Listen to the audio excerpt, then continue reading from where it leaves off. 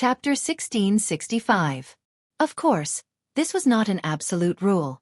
It was just an unspoken rule. The young man had lived in such an environment since he was a child, so he naturally understood the hints of the servants. He asked someone to prepare cold water for him, intending to soak in it to suppress the rising desire in his body. However, a basin of cold water was not enough. He could not calm down no matter how he tossed and turned. Instead, he was so hot that his whole body was restless. The young man's body was the most sensitive. The tide of passion came violently and violently. The more he endured, the more pain he felt. This was not the way to go on. The young man's whole body was hot, and his consciousness was a little blurred. He seemed to vaguely hear the creaking sound of the wooden door being opened. "Who is it?" the young man shouted in a daze. The person's footsteps were light. As the person approached, a delicate fragrance that almost made him lose his mind surrounded him. The young man opened his eyes to look, but a soft and fragrant hand covered his eyes, making him see darkness. "Lang Jun." Faintly, the person's sweet voice sounded in his ears. His sensitive earlobe was sucked by the other person's hot and wet mouth. The young man could not bear it. He raised his hand and pushed the person away, pressing her to the ground. He looked closer and saw that the other person was wearing a thin veil. Her delicate outline was hidden behind the veil, faintly discernible. Only her eyes were clear and moving. The other person seemed to be frightened by his actions. She opened her mouth slightly and let out a short scream. It was as if someone was using a soft feather to tickle the young man's heart, making him lose his mind. It was drizzling outside, but the passion in the room was intense. Not long after, there was a movement that made people blush. The young man, who was occupied by his instincts, did not notice that the person's lower abdomen was protruding, and she began to struggle and call for help. When the drizzle outside stopped, the passion in the room also came to an end. The sunset outside added a bit of a ghost. The young man woke up from his sleep and got up in a daze. He keenly noticed that something was wrong. There was another person's breathing next to him. He turned his head and saw a woman with a protruding lower abdomen and tearful cheeks lying next to him. At first glance, this person's profile was slightly familiar. The young man's memories before he fell asleep quickly came back, and the memory of the passion also flashed in front of his eyes. The young man was shocked and shivered. He recalled the appearance of the woman before her hair was scattered. It was clearly a married woman. Then he looked at her lower abdomen. The youth's face was like an overturned palette with all kinds of colors. At this time, the woman moaned and opened her eyes. When she saw the youth's appearance, she screamed and sat up. She covered her stomach with one hand and grabbed the scattered clothes to cover her body with the other. Because of this, the young man also saw the woman's appearance clearly, and it was as if he had been struck by lightning. Wasn't this person his adoptive father and Xueqi's side wife, the empress concubine from Xichang, his adoptive mother? Unfilial son. How could you do such a despicable thing? Are you worthy of your father? Without waiting for the youth to come back to his senses, Princess Concubine of Xichang cried and slapped him. At that moment, Princess Concubine Xichang's maidservant barged in. She was scared out of her wits by the situation. Anyone with a discerning eye would know what had happened to the two people in the room. One was Xueqi's concubine, and she was pregnant. The other was Xueqi's adopted son, currently the rightful heir. These two were mother and son in name, but now they were actually together? Princess Concubine Xichang was in so much pain that she wanted to die. Her hair was messy, and her exposed skin was bruised. It was obvious that she had been forced by her stepson. Because of the maidservant, the youth did not even have the chance to make up for it. There was only one thought in his mind. It's over. Ah! My stomach! Princess Concubine clutched her stomach, her face pale. Both the maidservant and the youth were scared out of their wits. The maidservant hurriedly wanted to find someone to take a look at Princess Concubine and protect the child in her womb. Nothing could happen to her. The scene was in chaos. The youth's servants had also been attracted by the maidservant's movements. Looking at the chaotic scene, the youth realized that he had missed a great opportunity to salvage the situation. If people knew that he had sex with his father's concubine, and that he had clearly forced himself on her while drunk, he would definitely be finished. Even if he was innocent. At that moment, the youth had already realized that this was a plot against him. He had fallen into someone's trap. Unfortunately, There were witnesses and material evidence. Even if he had mouths all over his body, he could not clear his name. At that moment, if the youth had half the decisiveness and viciousness of the mentally ill Hua Yuan, he could have killed Princess Concubine Xichang and her maidservants. Then, he could come up with an excuse. As long as there was no evidence, no one would know what he had done to Princess Concubine Xichang. Although the servants knew, they were all the youth's people, so it was easy to clean them up. However, the youth was not Hua Yuan. He did not have the decisiveness to grasp this last opportunity. The price was that this matter would reach his master, Hua Yuan. If Hua Yuan knew, that meant that his adoptive father, and Xueqi, would know sooner or later. Sir, this student is really innocent. The youth could not defend himself. He could only hope that Hua Yuan would believe him. Hua Yuan said angrily, "Innocent? Bullying a concubine's mother is innocent? How many people saw what you did?" The youth's face was pale. Hua Yuan said, "I've already dealt with most of the blabbermouths who knew. This matter should be handled by the Lord herself." The youth panicked when he heard this. If Xueqi knew, he would definitely die. "Sir, why won't you listen to me? You raised me personally. How can you not know what kind of person I am? How can your student be worse than a beast?" The youth knelt on the ground and cried. This student was really set up. That pot of wine was drugged by the lowly servant in the backyard. Also, the concubine mother appeared at a very suspicious time. It must have been her. "You're so stupid." Hua Yuan rebuked him angrily. "She is pregnant with the Lord's son.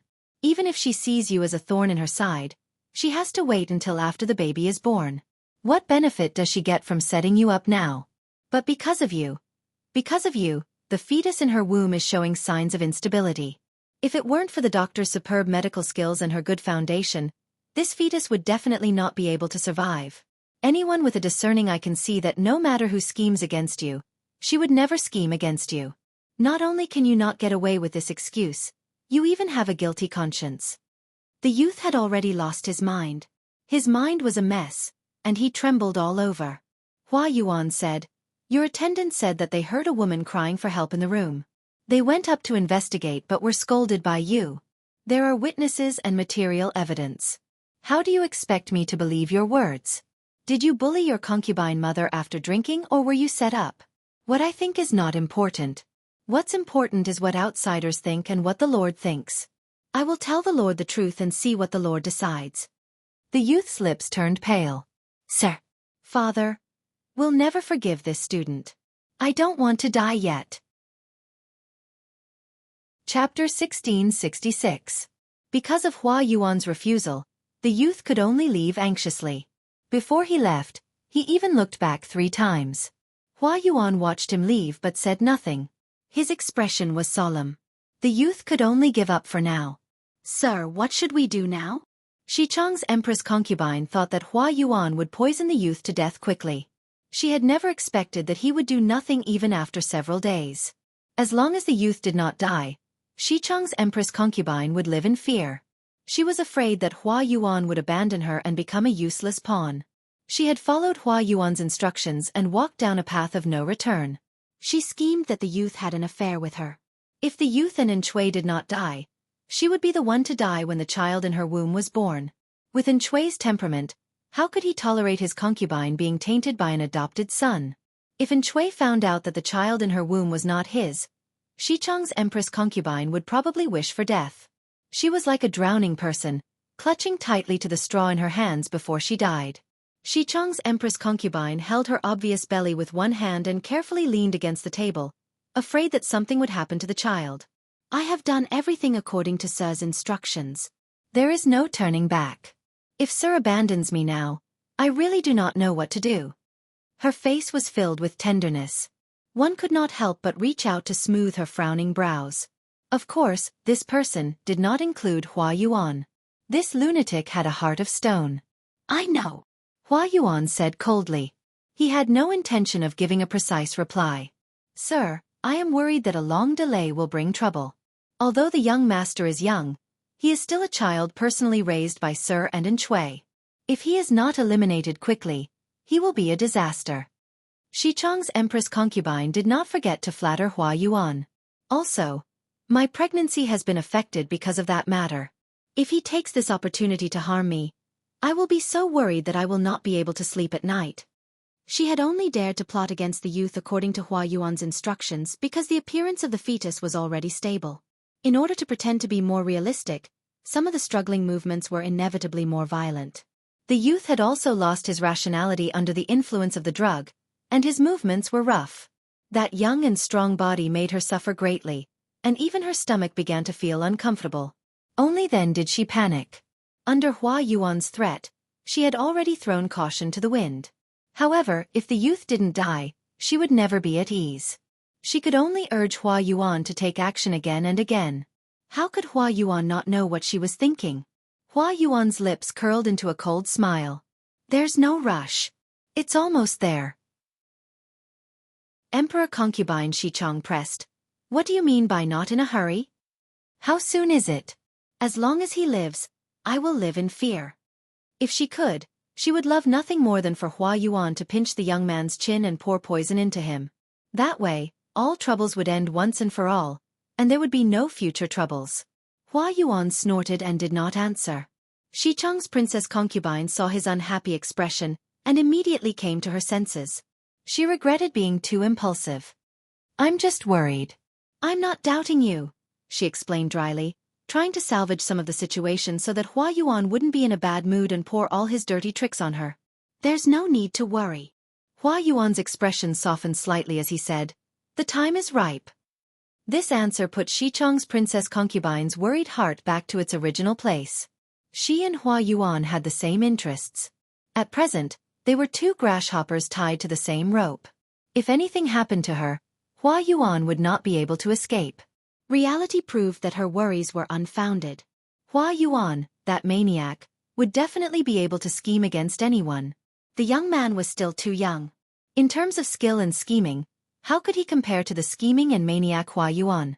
Xueqi's princess concubine thought that Hua Yuan had not taken action, but that was not the case. Hua Yuan had taken action. However, he did not harm the young man's body, but his mind. He suppressed his will and destroyed his psychological defenses, forcing the young man to lose all will to live in his panic. Finally, he consumed the poison that Hua Yuan had gotten someone to deliver to the young man. On this day, the night was dark. The moon was hidden behind the dark clouds, and the stars were dim. Hua Yuan stood under the window in a daze with his clothes draped over his shoulders. He was not in the mood to sleep. There was a letter on the table beside him. This letter had been delivered by the young man's attendant several hours ago. Because it was not personally delivered to Hua Yuan only saw it after he was done with all his work. The contents of the letter were not very useful.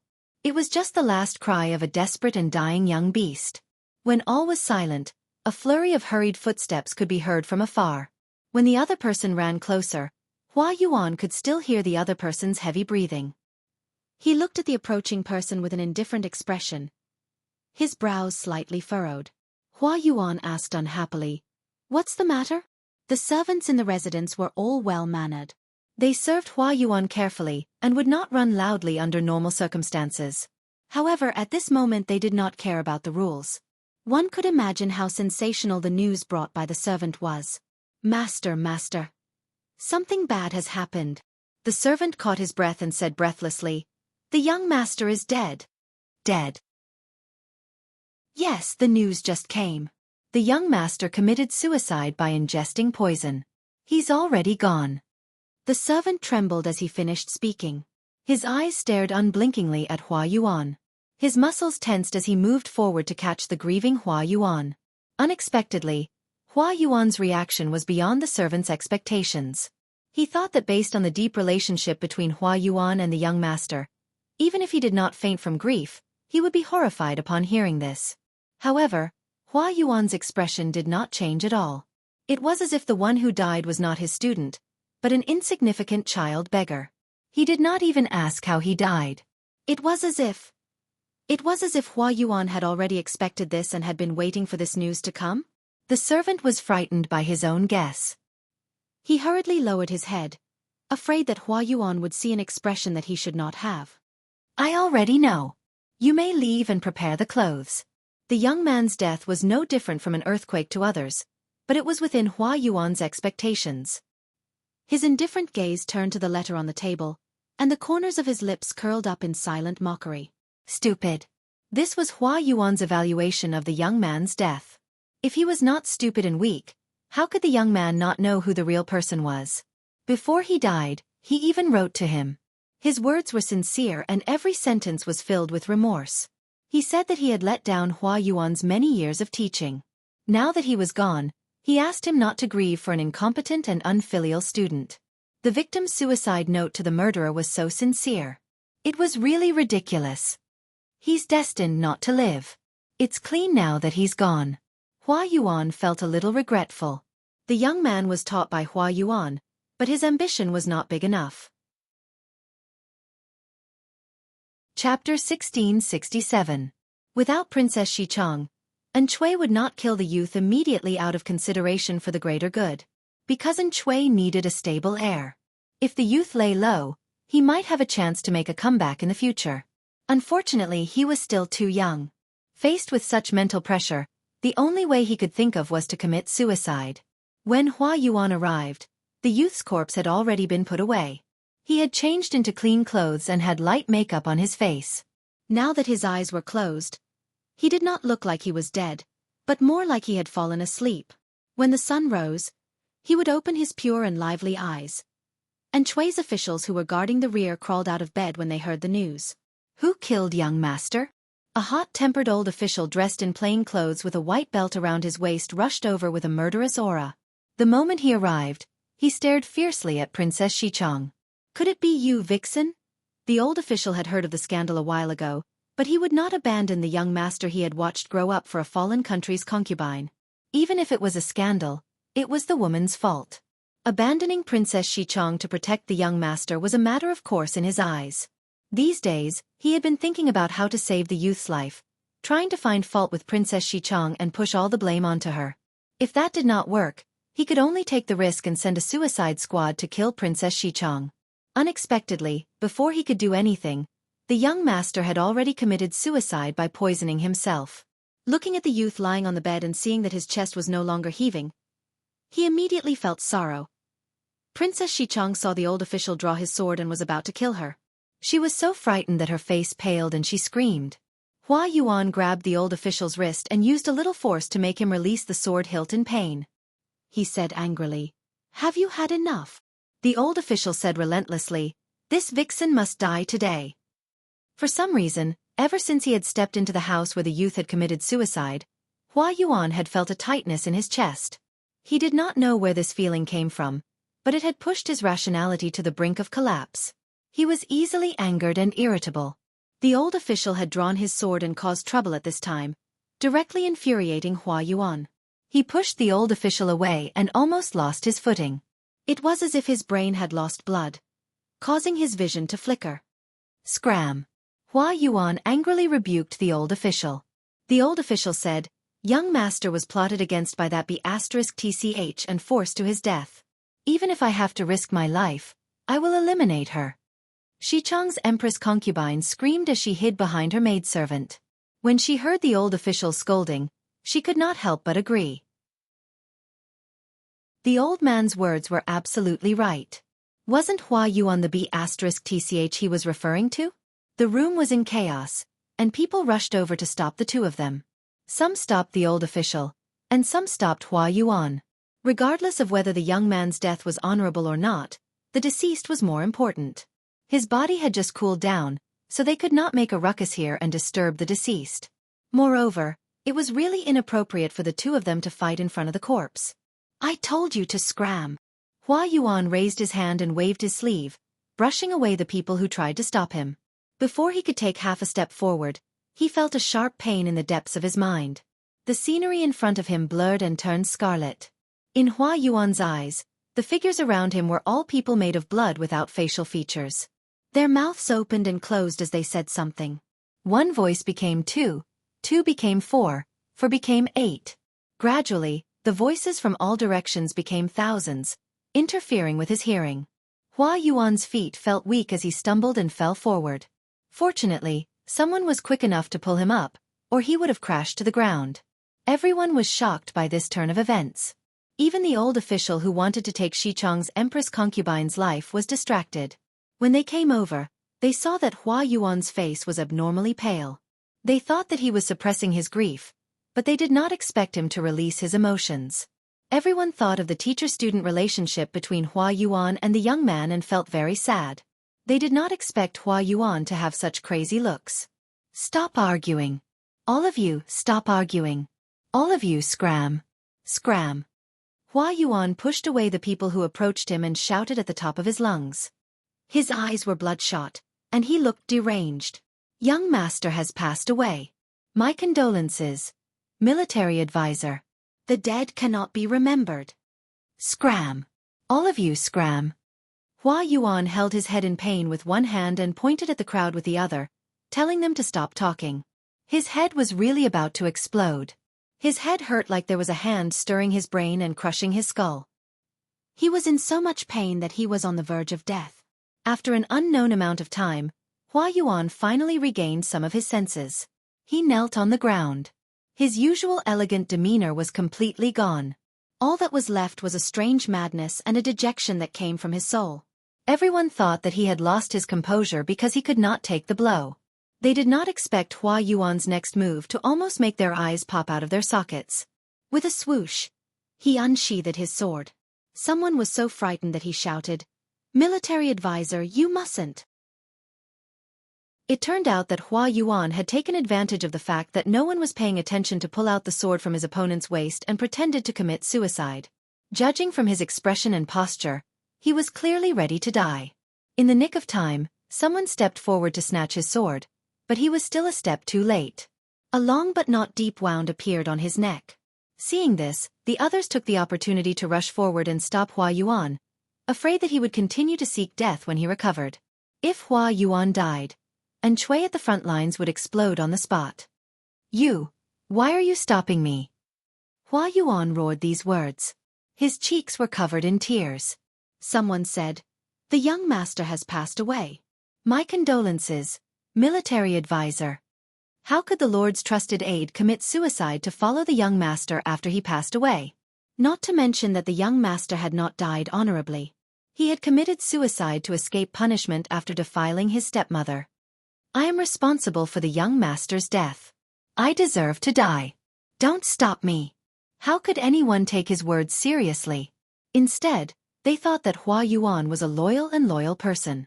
They did not dare to let go and let him seek death. Hua Yuan wanted to break down even more now. He was the one who had caused the death of his student. No, to be more precise, he had personally destroyed his student after he had lost his mind. He was the one who deserved to die. Hua Yuan did not expect that he had lost his mind to be this serious. The last person to appear had killed the other people, in a deranged manner. If not for the fact that Hua Yuan's true body was special and could not be erased or replaced, he would probably have died. He had been in a daze previously. Today he finally appeared, but he did not expect his student to die. Hua Yuan knew that he had committed a grave sin. He could only confess to his student after he died. He did not expect that no one would believe him even after he spoke the truth. These brainless idiots even stopped him from committing suicide. Was he committing suicide? He was doing justice on behalf of the heavens. As long as he died, and this body died, that dangerous person would not appear again. "Let go of me." "No." "Military advisor, you must calm down." "Military advisor, we are also very sad that the young master has died. But you still have to help the Lord achieve hegemony. You cannot commit suicide." Xueqi's empress concubine. She suddenly felt that it was not unreasonable for Hua Yuan to be so arrogant. Look, in order to clear himself of suspicion, this person really used all his strength. The wound on his neck was still bleeding. If the crowd had not stopped him just now, Hua Yuan would have probably slit his throat when he recommended himself. Xueqi's empress concubine watched the show in a daze. Chapter 1668. Opportunities were fleeting. They could not be missed. Hua Yuan's main body took advantage of his student's death to temporarily regain consciousness. He had wanted to commit suicide and end all his troubles, but he did not expect to be stopped by the crowd. How could he fight against so many people alone? After a series of struggles, his sword was taken away, and his mouth was gagged when he tried to bite his tongue. All his energy was in vain, and he ended up in a sorry state. He was filled with grief and indignation. He finally understood what it meant to be begging for death but unable to live. Hua Yuan only wanted to die. Why did everyone act as if he wanted their lives? Why were they fighting so hard? After a stalemate, Hua Yuan was exhausted. His arms and legs were weak and powerless, and he could only gasp for air through his mouth. Seeing that he did not have the energy to court death, the others secretly sighed in relief. Even though they did not like Hua Yuan, and Chui would lose an arm if Hua Yuan died. Their interests would be tied to Chui's. To put it simply, protecting Hua Yuan was protecting their own interests. Naturally, they had to try their best to stop him. You guys are unreasonable. Hua Yuan's head was spinning. Waves of dizziness and nausea washed over him. This feeling was too familiar. Before he lost consciousness, Hua Yuan felt a pair of murky red eyes open in the darkness. The owner of this pair of eyes was looking at him coldly. There was no sadness, no joy, no shock, no anger. But Hua Yuan felt as if he was being stared at by the nine hells. No, perhaps it was not a hallucination. The owner of this pair of eyes could really drag people into hell when he went crazy. Hua Yuan's heart trembled. All the hair on his body stood up in protest. He knew that that person was about to wake up. The advisor has fainted. Someone shouted. Only then did the crowd realize that Hua Yuan's face was pale, and his eyes were closed as he leaned back. He looked more like a corpse than the one on the bed. The crowd pressed him down, called into Hua Yuan's ear, and sent for a doctor. After all this, they were all drenched in sweat. It was as if they had run several kilometers with 100-kilogram sandbag on their backs. Heaven did not disappoint those who worked hard. Their efforts were still useful. Before the doctor arrived, Hua Yuan slowly woke up and opened his eyes. Someone said, "Military advisor, the current situation is critical, and we still need you to put in effort to plan. How can you abandon the Lord for the young master?" The old official who had wanted to kill Xichong's princess concubine had also calmed down. He said a few words and did not continue fighting. They sincerely persuaded Hua Yuan to give up on the idea of dying, but the person in question had a look that said, "Are you all pigs?" "I'm fine." Hua Yuan propped himself up on his weak legs and noticed that there was some sort of sticky liquid on his neck. He raised his hand to wipe it off and brought it before his eyes to take a look. It was actually bright red blood. He curled the corners of his lips mockingly and said indifferently, "The young master has just passed away. Prepare the funeral rites and send someone to inform the Lord. The cause of young master's death is not honorable. To the public, we will say that he suddenly died of a serious illness." When everyone saw that Hua Yuan had regained his composure, they could not help but feel relieved. Even if Hua Yuan's expression was deathly still, it was still better than drawing his sword and seeking death at the slightest provocation. As long as he didn't want to kill himself and sacrifice himself for his master, everything was fine. "Yes. Yes, your majesty."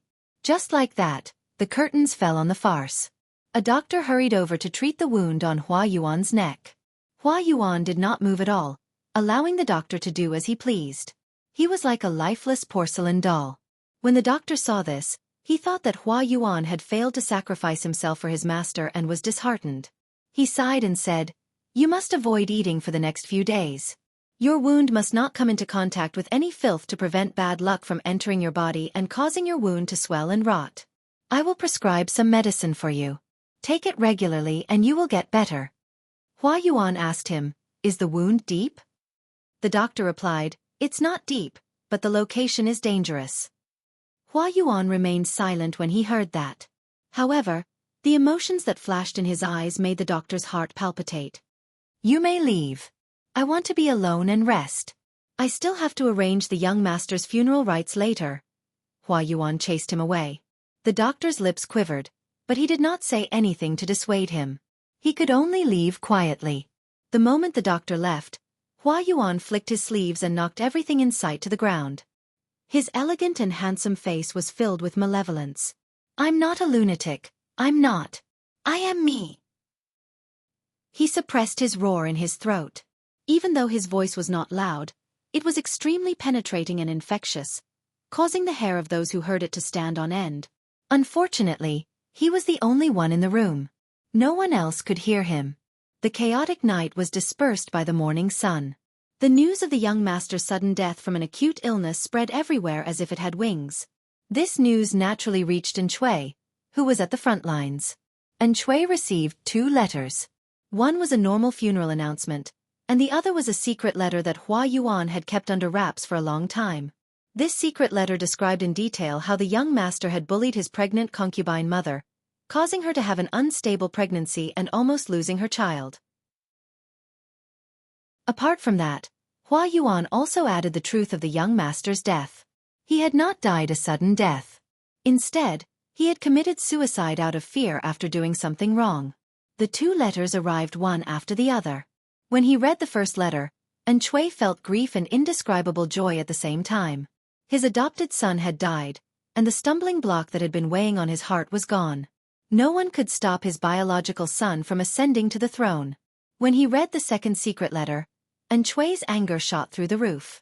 The veins on his forehead swelled up and down, as if there were green snakes coiling around his forehead. He was so angry that his hands were shaking. His face was ashen, and his chest rose and fell rapidly. He wanted nothing more than to dig out his stepson and whip his corpse. He had bullied and humiliated his concubine mother while he was away, causing her to have an unstable pregnancy and almost have a miscarriage. Xueqi did not know that he had actually raised an ingrate who could not be tamed. He had actually done such a shameless, treacherous thing. Well done. These 3 words were almost squeezed out through his molars. When he thought about how his woman, a woman who was pregnant with his child, had been tainted by his stepson, an intense feeling of humiliation surged into his heart, causing his hatred to shoot to the heavens. Committing suicide out of fear of punishment? That was too easy for this brat. At the very least, he should be executed by 1,000 cuts. Despite his anger, Xueqi could not spread the word about what his stepson had done. Similarly, he could not reveal the truth of his death to the public. Not only could he not, but he also had to clean up the other party's mess and ensure his reputation after his death. If he did not do this, the outside world would inevitably speculate that his stepson's death had been incited by Xueqi, that he had harmed his stepson in order to clear the way for his biological son. This would inevitably leave behind a negative impression that Xueqi was vicious and merciless, that he would do anything to achieve his goals. More importantly, the world would also know that Xueqi had been cuckolded by his stepson. For a man, being cuckolded was the most unbearable humiliation. For the sake of his own reputation, Xueqi could not act on impulse. At most, he would use some small methods to vent his anger behind the scenes. Chapter 1669. After all, he was someone who had climbed to the position of a feudal lord. Xueqi had his flaws, but he also had his merits. He couldn't be killed with a single blow. Not to mention what the unfilial son had done that violated human ethics, the impact his death had on Xueqi was not something that could be summed up by being cuckolded. With his death, Xueqi had no heir. His only bloodline was still germinating in the belly of the Xichong princess. The officials didn't know whether the child was a boy or a girl, or how talented he was. Everything was unknown. They couldn't help but feel anxious. Xueqi had an heir. This was the only advantage he had over Jiang Pengji. Now that the heir was dead, and Xueqi was much older than Jiang Pengji, his remaining advantage was gone. Thinking of this, Xueqi felt pain and sorrow. He couldn't help but pull out the corpse of the Nanman tribe that he had exterminated. If the Nanman hadn't rebelled and overthrown Nanxing, he, Xueqi, was a man with both a son and a daughter. How could he have fallen to such a miserable state? When he thought of the scene of his children losing their lives in the Nanman tribe, he was so grief-stricken that he couldn't speak. Hatred grew wildly in his heart like weeds. Perhaps his luck had been too bad recently. Bad things happened to Xueqi one after another. First, 200,000 dawn of rations were plundered by Jiang Pengji. Then, his stepson bullied his stepmother and committed suicide to escape punishment. Following that, Hua Yuan almost killed himself for his master. This wasn't the end. Their enemies also increased their attacks in tacit understanding, causing Xueqi to be badly battered. The rations issue hadn't been completely resolved. The news of the rations shortage spread like wildfire. The morale of the soldiers at the grassroots level was greatly shaken. Xueqi was still a scumbag. He looked for Lu Zheng when he needed something. Little did he know that Lu Zhang only wanted to curse. Did he really think he was a fairy? Could he conjure rations out of thin air? If he could, he would be the first to conjure rations to drown in Xueqi. Lu Zhang's anger burned fiercely, but anger couldn't change anything. The crisis before him was getting more and more intense. Therefore, Lu Zhang could only give Xueqi an ultimatum. He wanted Xueqi to urge Hua Yuan to replenish the rations as soon as possible. If he couldn't, everyone would starve to death together. How infuriating! Even a cup of cold water couldn't extinguish Lu Zhang's anger. Too many things had taken up Lu Zhang's energy recently, so he forgot that his schoolmate was a troublemaker. Zhang Pengji and Lu Zhang were both students from Langi Academy. They were alumni of the same school, so they were naturally in the same camp. With a little effort, Zhang Pengji could make the relationship between Xueqi and Lu Zhang, which was on the verge of collapse, take a turn for the worse, or even completely collapse. From what she had seen, Xueqi was not a broad-minded person. His position and opinions were different from Lu Zhang's, and the two of them often had conflicts. This could be seen from the fact that Xueqi had placed Hua Yuan in an important position over the past 2 years, while Lu Zhang had been given the cold shoulder. Xueqi had a lot of opinions about Lu Zhang. If Zhang Pengji added fuel to the fire and sowed discord between the two, she might even be able to use Xueqi to force Lu Zhang into a desperate situation. Lu Zhang was not someone who would sit and wait for death. If that really happened, he might even jump ship at the last minute.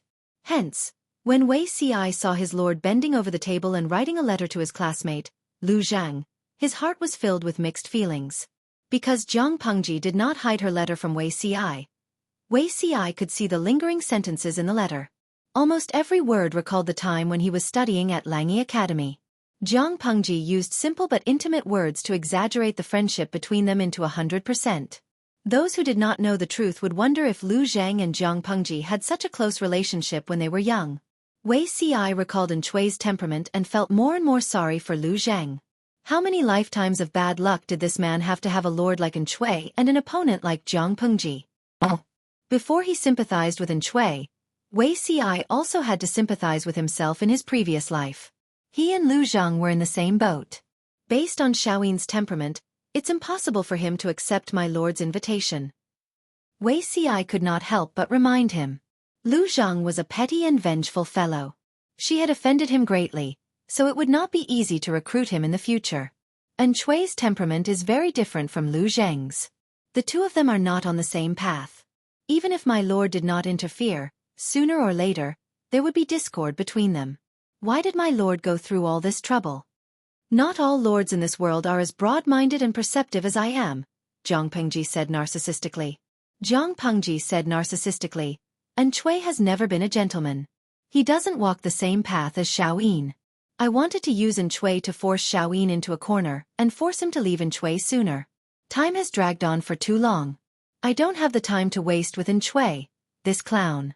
Coincidentally, there was a problem on Xueqi's side. It was the perfect time to make them fall apart in one go. Don't you think that Xiaoyin is too much of an eyesore? Wei Ci was speechless. If Lu Zhang heard Zhang Pengji's words, he would definitely cry, wouldn't he? Zhang Pengji continued, you and I both know Xiaoyin's ability. Letting him stay by Xueqi's side won't do us any good. Wei Ci coughed softly and said, although it's the truth, my lord's way of expressing it is still unacceptable. To be honest, Wei Ci had been rather jealous of Lu Zhang for a period of time. Lu Zhang could approach her without any ill feelings and talk to her freely, but Wei Ci could only stand outside the safety line and watch. He could only experience all kinds of bitterness on his own. No one could confide in him. Zhang Pengji didn't know what Wei Ci was thinking about. She only smiled and said, there's only Zi Xiao by my side. Xiaoyin isn't here. Can you still repeat what he said? Even if he knows what I said, he can't have any opinions. In the future, I will be his master and he will be my subject. Wei Ci said, this is a good ending. In the previous life, Lu Zhang's ending was too tragic. If this life was perfect, it could make up for the regrets of the previous life. If Lu Zhang knew about the conversation between the adulterous couple, he would most likely be so angry that he would jump up in rage. Was there anyone more shameless than them in this world? As it turned out, there wasn't. Jiang Pengji was a textbook scoundrel. No one could compare to her.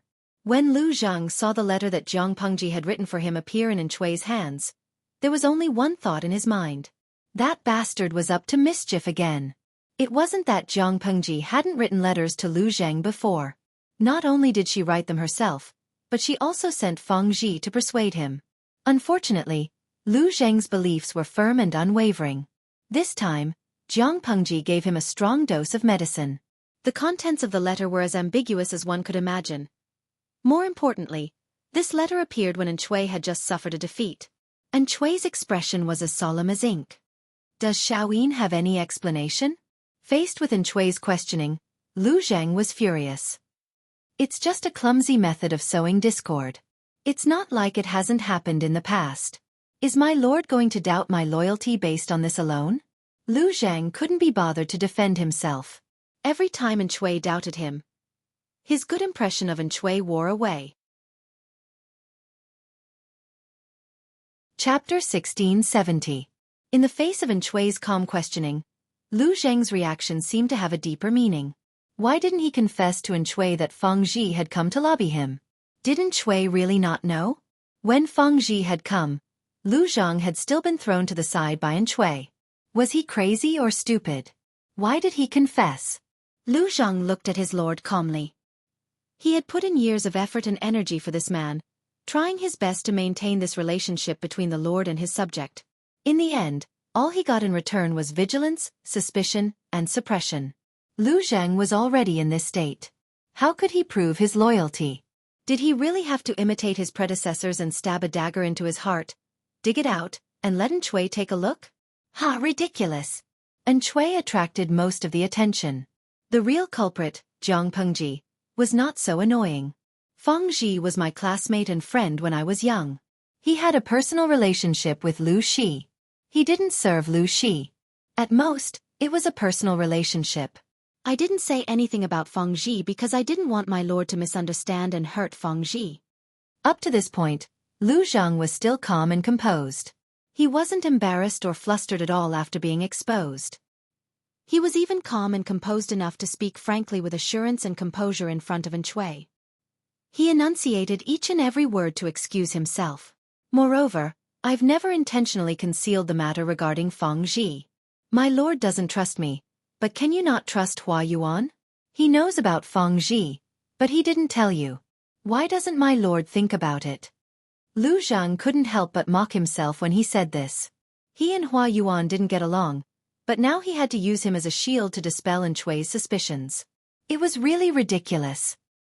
He knows that Feng Zhi came to you? Xueqi frowned slightly. He hadn't expected Hua Yuan to be involved. Lu Zhang nodded. Yes. When Hua Yuan went to the manor, Feng Zhi was still there, but he didn't say anything. Hua Yuan was a good shield. Indeed, most of Xueqi's suspicions were dispelled. His original thoughts began to waver. Xueqi's expression softened, but Lu Zhang couldn't help but close his eyes. He didn't want to see Xueqi's reaction. He didn't want Xueqi to see his disappointment. Xueqi muttered to himself, "Why didn't he tell me? Perhaps he thinks that Feng Zhi is harmless, or perhaps he thinks that my loyalty to you is unquestionable, or perhaps he thinks that this is something that can be used against me in the future." As Lu Zhang spoke, the mockery on his face intensified. Which one does my lord think it is? Lu Zhang's question was rather blunt, and he even seemed to be reprimanding Xueqi to his face. Hearing this, Xueqi was secretly dissatisfied. "Xiaoyin, are you blaming me?" Xueqi asked despite knowing the answer. Hearing this, Lu Zhang sneered inwardly. Complain. He, Lu Zhang, had suffered so many grievances, but in Xueqi's eyes, they were merely complaints. He now regretted his blindness back then. Even Jiang Pengji, that unreliable and fickle woman, was more reliable than Xueqi.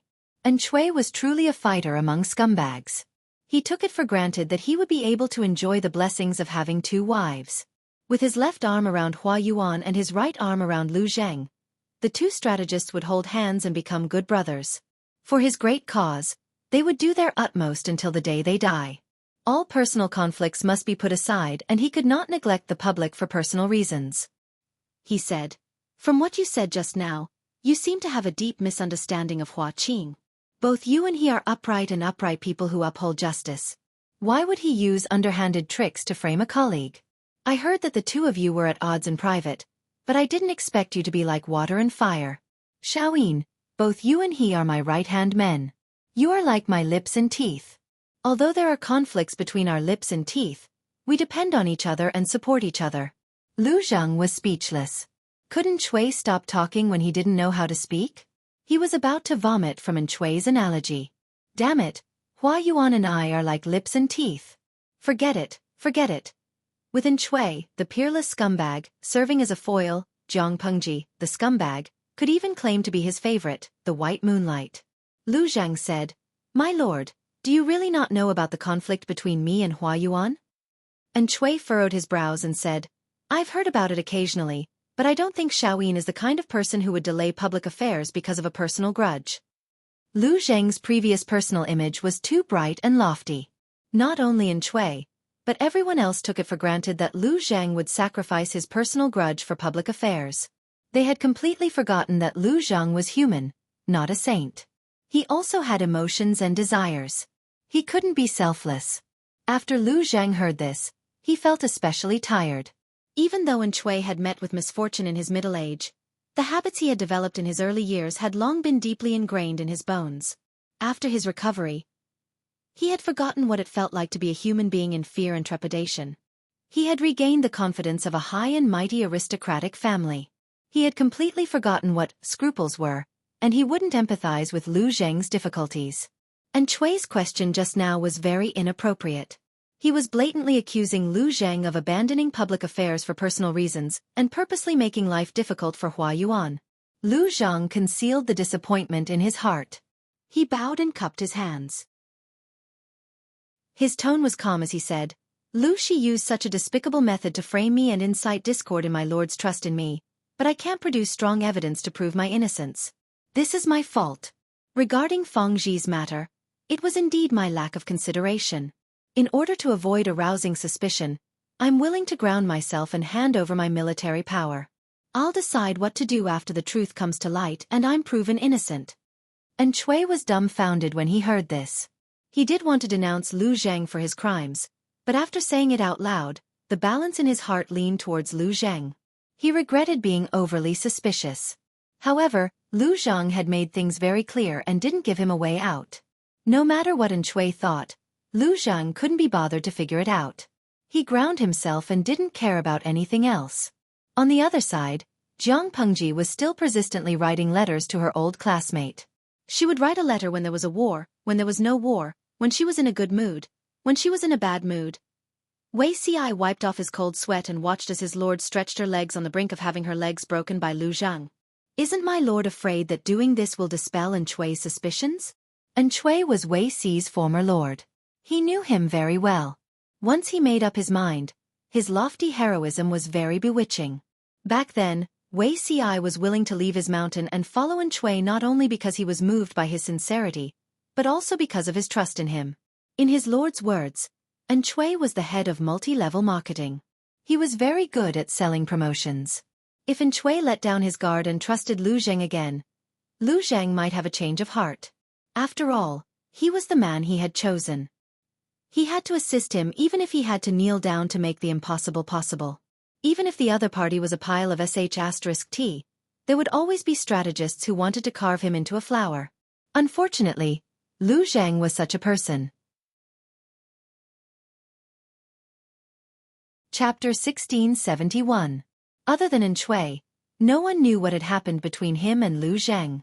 They only knew that Lu Zheng had been sick since that day, and Kong Xintong was in charge of serving tea. Outsiders thought it was just an excuse, and Shui also thought that Lu Zheng was pretending to be sick. Who knew that Lu Zheng was really sick? Very seriously. Kong Xintong watched as Lu Zheng lost weight at a visible speed. She was so anxious that she cried, but there was nothing she could do. "Godfather, the doctor said that this is a mental illness. Ordinary medicine can't cure it." The depression in his heart was difficult to dispel. To put it bluntly, Lu Zheng had fallen ill from worry. Lu Zheng lay motionless on the bed. It wasn't that he didn't want to, but his body was weak and his mind was muddled. As his illness worsened, he often couldn't remember things. He didn't even remember what he had said a second ago. In the eyes of outsiders, his sickly appearance was quite strong. His eyes were sunken, his lips were chapped, and his bright eyes were like the eyes of a dead fish. There was no trace of his former elegance. And Xueqi came to visit twice. Each time, he only stayed for a short while before leaving with a sigh. A few days ago, he even asked about Lu Zheng's illness. When he heard the doctor say that it was caused by a mental illness, and Xueqi realized something and stopped asking. Why should he continue asking?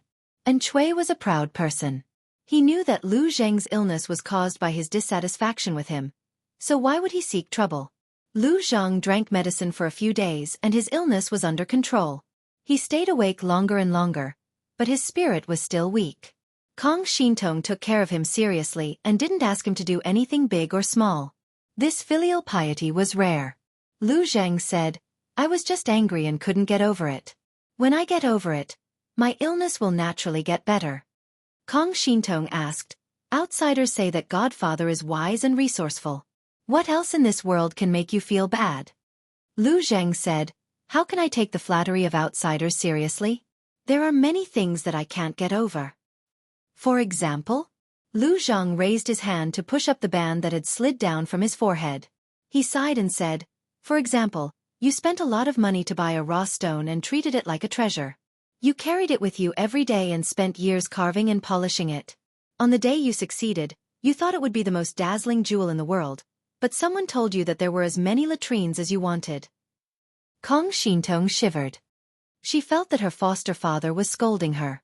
Lu Zheng said faintly, no matter who it is, they will most likely take things too hard when they encounter such a thing. Kong Shintong wanted to say something but hesitated. She was hesitating between selling it or not. Your daughter feels that, since it's a stone from the latrine pit, it's filthy and dirty. Why not throw it away as soon as possible, lest it's an eyesore? Lu Zheng said, I can't afford to lose this face. Kong Shintong. So foster father was suffering because he wanted to save face? Lu Zheng said, Lu Shi to Zixiao, Huang Song to Yumo, Su Bei to Wenbin, and Xueqi to your father. Kong Shintong asked in an untimely manner. Lu Shi, Huang Song and Su Bei. I know who they are, but Zixiao, Yumo and Wenbin are. For example, and Xueqi and his adoptive father. Could it be that both of them had the relationship of ruler and subject? Lu Zheng said, my fellow apprentices, the four of us are all disciples of Master Yuanjing. We will never forget Master Yuanjing's kindness in knowing and educating us. However, Master Yuanjing is such a good teacher, but in the end, he taught 3 blind students. I'm ashamed to face Master Yuanjing. 3 of his 4 disciples died in battle. This was the biggest stain on Master Yuanjing's teaching career. Kong Shintong counted with her fingers. The numbers were not right. Why are there 3? Lu Zheng almost choked. Was this the main point? He endured his internal injuries and said, Wei Zixiao doesn't count. He had perfectly inherited Master Yuanjing's good point of having a good eye. Why else would people say that Wei Si was cunning? Lu Zheng could not figure out why Wei Si chose Jiang Pengji. In the academy, the relationship between the two was quite cold. According to the news that Feng Zhi brought, Jiang Pengji successfully had an affair with Wei Si and ruined the most beautiful flower in Langyi Academy. What a beast! Kong Shintong responded obediently, but the corners of her lips could not help but reveal a smile. Lu Zheng almost suffered an internal injury from holding back. He had forgotten that the little girl in front of him was Jiang Pengji's poison. She looked obedient on the surface, but who knew if she was crazy for her beloved disciple and banging her head against the wall for her beloved disciple? It's fine if she embarrassed herself in front of others, but it had to be that mischievous bastard Lu Shi, Lu Zheng said gloomily. Look at what she did. Being a lord is really idle. She writes letters to sow discord all day long. How can she not know what kind of person Xueqi is? Every letter is written just right. She says it's for me, but in fact, it's for Xueqi to read. If Lu Zheng was not smart enough to retreat in order to advance, he might have been tortured to death by Xueqi in secret. Jiang Pengji hated betrayal the most. Was Xueqi generous to betrayers? Kong Shintong said. Then what do we do now? Lu Zheng said, let's take it one step at a time. and Xue's rear is going to be in great trouble. I'm afraid they will collapse. Kong Shintong was shocked. I'm slow-witted. I can't see where the trouble is. Lu Zhang reminded her of the key words. Rations. Rations. Kong Shintong repeated in a murmur. The general who was killed by Xue out of anger was innocent. There was a problem with the rations before they were plundered. The person in charge of the rations was Hua Yuan. Looking at the overall situation, he was the only one who had the motive and ability to tamper with the rations. At this critical moment, Xue's only adopted son died suddenly. It's hard not to suspect a conspiracy. Xue refuses to listen to advice. He will die without a complete corpse. At this point, Lu Zhang did not address Xue as lord in front of his adopted daughter. Instead, he called him by his name. Kong Shintong said, Hua Yuan? What's in it for him to do this? Lu Zhang said, how would I know what a lunatic is thinking? Then, aren't we in great danger? Kong Shintong did not like Xue, but if Xue was toppled, the father-daughter duo would be in a difficult situation. Lu Zhang snorted. Lu Shi owes me a debt. Does she dare to burn the bridge after crossing it? A debt. Lu Zhang said, you'll know when the time comes. Kong Shintong did not ask further after hearing this. The root of Lu Zhang's illness was in his heart. If he refused to get over it, it would be difficult for ordinary medicine to work. Because Xue had courted death, Lu Zhang had given up. The latter watched coldly as he recuperated from his illness. As the battle escalated, Xue retreated step by step. The rations predicament became more and more severe. Hua Yuan, who was at the rear, was slow. In addition, Jiang Pengji had sent people to interfere with the rations several times. Xue was attacked from all sides. Why is it so noisy outside? Lu Zhang closed the bamboo scroll and looked up to ask. Kong Shintong said, the rations have arrived. They've solved our urgent problem. Lu Zhang frowned. His eyes revealed his deep thoughts. Godfather, we're having meat porridge for lunch today. Kong Shintong came in with 2 bowls of fragrant meat porridge. She picked up some pickled vegetables as a side dish. The meat tastes a little sour. Lu Zhang picked up the meat porridge and took a bite. He seemed to have bitten into something. His expression changed drastically and he vomited. Chapter 1672. Kong Shintong was so frightened by this turn of events that she hurriedly put down the wooden bowl in her hands. With a clatter, some of the broth in the bowl spilled out as she moved, splashing onto the table. She couldn't care less about this and hurriedly went forward to support Lu Zhang, who was pretending to vomit. Kong Shintong was already frightened out of her wits by this turn of events. She thought Lu Zhang had been poisoned. Godfather! Godfather! Has someone poisoned the porridge? Kong Shintong thought of the broken relationship between her godfather and her lord, Xue, and the irreconcilable conflict. Her first reaction was to suspect Xue of poisoning people. Anger burned in her heart. Lu Zhang was still bending over and vomiting. Tears flowed out of the corners of his eyes. The corners of his eyes were dyed red, making him look more fragile. Kong Shintong could only pat his back to soothe his breathing. When he was about to vomit bile, Kong Shintong got up and brought him some water to rinse his mouth. Lu Zhang vomited heavily. His expression turned from green to bloodless white. It's not poison. Lu Zhang suppressed the nausea that rose up in his throat from time to time and took the water Kong Shintong handed him to rinse his mouth. Only then did he feel better. Kong Shintong's eyes were filled with surprise and fear. She asked timidly, It's not poison. Could it be that the meat has rotted? Lu Zhang pursed his lips and didn't speak.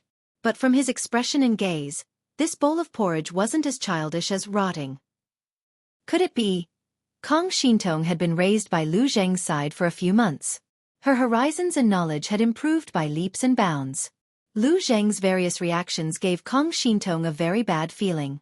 She looked down at the things Lu Zhang had vomited and scanned them with her eyes.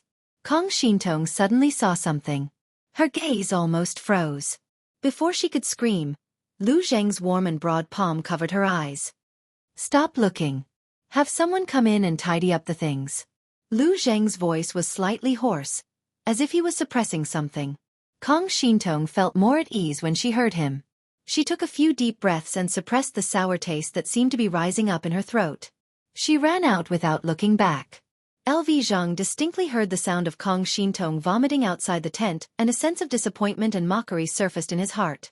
He picked up a pair of chopsticks and fiddled with the vomit. A flat armor-like object rolled out with a small piece of bone attached to it. This was the foreign object that Lu Zhang had just bitten. If he was not mistaken, this was clearly someone's little finger bone, and the fingernail was still on it. Lu Zhang stared at it for a long time. Although he did not vomit, his face turned pale. Lu Zhang was lost in thought as he sat on the bed. No one knew what he was thinking. He did not even hear the sound of Kong Shintong lifting the curtain and coming in. When he came back to his senses, he hurriedly hid the item. Unfortunately, he was a step too slow, and Kong Shintong still saw it. Godfather, the meat porridge that I mistakenly ate just now was actually mixed with human flesh, right? Kong Shintong asked with a trembling voice. Her watery eyes were filled with panic and fear. There are many dead in the war between the two armies, and Xueqi is short of rations, and the supply lines are often obstructed. They are already at the point of running out of ammunition and rations. Hua Yuan is also secretly obstructing them from the rear. The people who are collecting rations mixed human flesh into the porridge and made it into minced meat. It doesn't seem unexpected. Shintong, did you see it? Seeing that she had seen it, Lu Zhang did not continue to hide it. Instead, he straightened his body and a bitter smile appeared on his pale face. He pointed at the half-cooked little finger and said with a complicated expression, "In troubled times, we are at the chopping block, and those who are separated are meat on the chopping block. Be it in Xueqi or Lu Xi, in the end, they are just people who are pushed by the world to struggle. The most pitiful are these people who can't even be buried in peace after their deaths. They have to be made into dried meat for the three armies to eat. We have to get rid of it." Kong Shintong's body trembled in fear. She thought that the scene she had experienced was the most tragic. That was until Lu Zhang brought her to a dark alley for a stroll, which refreshed her view of the world. She thought that was the cruelest side of troubled times. Only now did she realize that this not-so-bloody scene in front of her gave her an impact that the former couldn't compare to. "Shintong, find someone to inquire about the source of this batch of rations. I want to see when this farce will end." Seeing that Kong Shintong was slowly calming down, Lu Zhang's expression softened a little. He instructed, "Remember, you must inquire carefully and don't alarm others." Kong Shintong nodded heavily.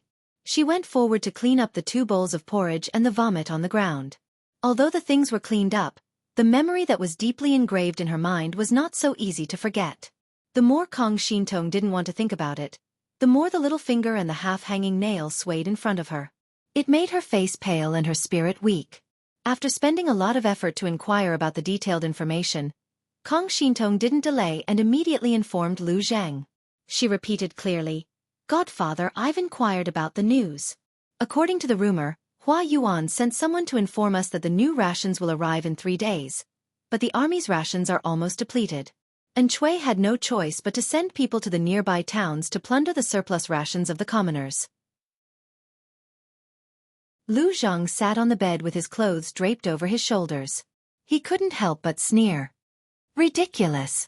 Let's not talk about how many commoners there are in the nearby towns.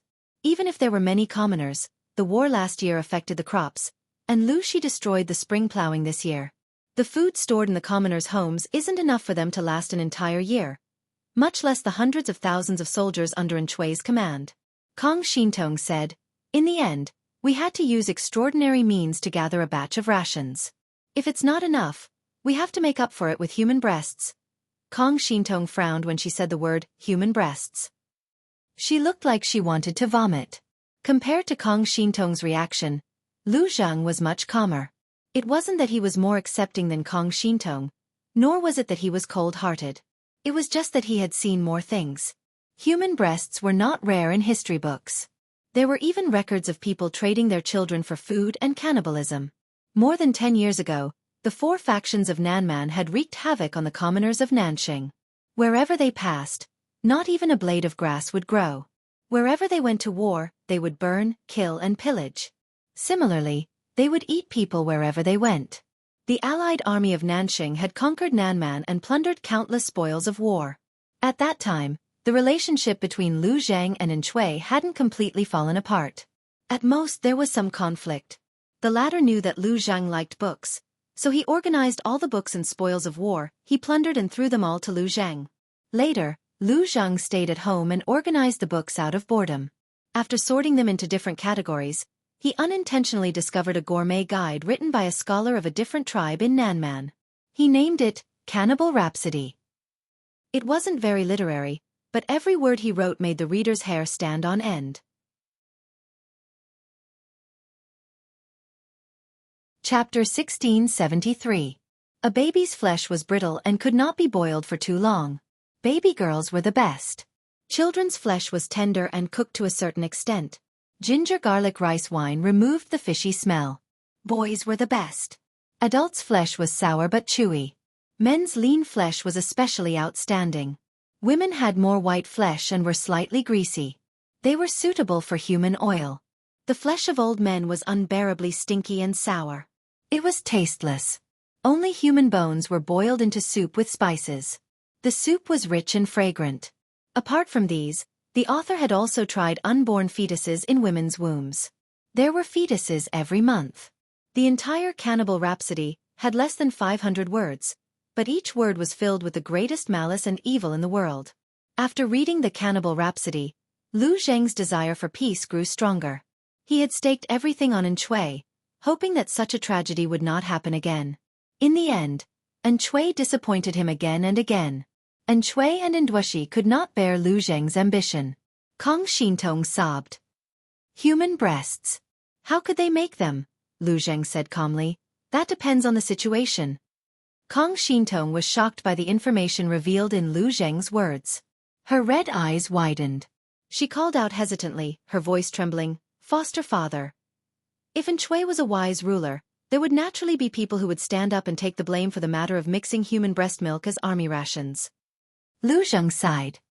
We are not the other tribes. They are unscrupulous and cannibalism is a common occurrence. But we are different. There are some things the other tribes can do and we can't. Using humans as food to fill one's stomach, even if it's an expedient measure, is an act that goes against human ethics. It's extremely cruel. Not only will it be criticized by the world, but it will also be reviled by future generations. Even so, it depends on whether it's worth it. Kong Xintong's voice was as soft as a mosquito's. Foster father, you mean, Lu Zhang said, if we're really at the end of the line, Xueqi is worthy of being reviled for generations. Human breasts are also worth it. He didn't care about using human breasts as army rations, but that Xueqi wasn't worthy of others taking the blame for him. This was Lu Zhang's worldview. It wasn't just him. Many strategists were the same. After Kong Xintong heard this, her body slightly trembled. It was unknown what kind of battle was going on in her heart. If you think it's cruel, wait until these matters are settled and you can stay in the inner courtyard until you are of age. I will find a good marriage for you. Lu Zhang's expression was calm as he said, Hua Yuan said that the provisions will arrive in 3 days, but this person's words cannot be trusted. He is not loyal to Xueqi and even has the ambition to murder and replace him. 3 days later, the rations would still be nowhere to be seen. Lu Shi has secured his victory in advance. Even though Lu Zhang thought it absurd, he had to admit that his classmate was more suitable than Xueqi to be the ruler of the world. It was time for this dispute to come to an end. Kong Xintong said, Will foster father turn to Duke Lanting in the future? That's right, she cares a lot about him. Value? It was hard to say. Lu Shi's personality was hard to predict. It would not be an exaggeration to say that she was moody and temperamental. She had tried to recruit him time and time again, but each time, she had tried to sow discord and scheme. Who knew what her true intentions were? Was she really trying to recruit him or was she just putting on a show? Lu Zhang was a sensible person, but he also thought too much. It was easy for him to get into a dead end. He continued, However, I'm not senior brother Chang Yumo. If Xueqi really loses, he'll lay low for a while. He'll most likely make use of his relationship with Langyi Academy to become an official again. Chang Yumo? The senior brother that foster father mentioned before? Lu Zhang said, He is a gentleman. His temperament is different from mine and he is more thorough in his thinking. He is good in every way except for one thing. He is too selfless. Ever since Huang Song was defeated, there was no news of Yumo and he stayed at home. Of course, he did not choose Huang Song. He considered many things, mainly for his senior brothers and Master Yuan Jing. He did not want to implicate them. Kong Shintong did not understand. How can it be implicated? Lu Zhang said, if you carefully observe the officials under Lu Shi's tent, you will find out how powerful Langi Academy is. Duke Lanting may not care about this. It doesn't matter if there is one more or one less. Kong Shintong thought that her idol would not be so narrow-minded. She doesn't care, but Yumo won't. The other people from Langi Academy won't either, Lu Zhang said helplessly. There are few gentlemen in the world, but there are many petty people. Langi Academy is not a pure land. Master Yuan Jing cannot guarantee that the students he teaches will be decent gentlemen. There will always be people who rely on their relationship with Langi Academy and do whatever it takes to climb up. This is not what the teacher and senior brothers want to see. But they can only restrain themselves and not others. The more Kong Shintong listened, the more she felt that something was wrong. If Lu Zhang thought that Cheng Jing, who avoided arousing suspicion, was a gentleman, did he not consider himself a villain? Cheng Jing chose to avoid arousing suspicion, but Lu Zhang said he wanted to become an official. Foster father, Lu Zhang said, everyone's choice is different. There is nothing to criticize as long as you have a clear conscience. Kong Shintong also said, if so, I am also willing to follow you. I will never be a bird in the inner chamber. Lu Zhang's lips curled up into a faint smile. Good. Because of the human breast, Kong Shintong and Lu Zhang did not have the appetite to eat that day. They could not stop the soldiers from eating this batch of provisions. They could only guarantee that they would not eat it. Tomorrow I will find an excuse to take you out of the military camp. And Xueqi was destined to kneel, either in the hands of Zhang Pengji or Hua Yuan. Lu Zhang did not want to be buried with him. Besides, the provisions of the military camp could not last for 2 or 3 days. After the ammunition and provisions were exhausted, and Xueqi might not be able to control the situation. Lu Zhang cherished his life. He did not want to die before he saw the world at peace. Kong Shintong nodded. She raised her hand and soaked the hard flatbread in the hot soup. Otherwise, she could not bite it at all. Lu Zhang ate 2 bites and put it down. He let Kong Shintong eat the rest. Just as Lu Zhang had expected, the provisions promised by Hua Yuan did not arrive. Everyone raised their heads in anticipation, but they did not see the grain team. The people sent to receive the grain team fell into the enemy's ambush. The enemy gave them a head-on blow. They were beaten until they did not know which way was north. When Xueqi received the news, he was so angry that he fainted. The main culprit, Li Yun, led the soldiers in his tent back to the camp happily. He thought that this was an ordinary meritorious service. He did not expect that his lord would give him a great merit. The enemy's scale was not large, and their combat power was not strong. Li Yun was practically suppressing them without any pressure. He did not expect that he would make a great contribution. Chapter 1674. Faced with Li Yun's question, Zhang Pengji remained silent for a second. Neither. No. Li Yun was even more puzzled. He could be considered an old official who had followed Zhang Pengji to conquer the world. He knew very well the gentleness and patience hidden under the cold, calculating surface of his lord. Li Yun casually asked, I don't deserve a reward if I haven't done anything. Naturally, it is my honor for my lord to reward me. However, I do not deserve this military merit of unknown origin. My lord, why don't you explain it to me so that I know where the credit comes from? Zhang Pengji couldn't help but roll her eyes at Li Yun. She joked. You can't figure it out? If you can't figure it out, I'll take back the credit. Don't, master. Seeing the cooked duck fly away, Li Yun's expression immediately dropped. He had an extremely disappointed look on his face. Zhang Pengji didn't have to look to know that the bullet screen in the streaming room would be full of Little Angel Han Mei touch me. Little Angel Han Mei don't cry. Ow ow ow, how can a little angel be so cute? Streamer, I advise you to be kind, don't bully my little angel. One had to admit that Li Yun did have the capital to rely on his beauty and cuteness. He had perfectly inherited the good features of his parents, and had always been one of the plastic surgery templates for male stars in the entertainment circle in Salted Fish's world. Even though he was approaching his 30s, his face hadn't changed much from when he first saw him. The older people get, the less attractive they look. But the older Li Yun got, the more attractive he looked. When he smiled brightly, he looked like a sunny and healthy Prince Charming.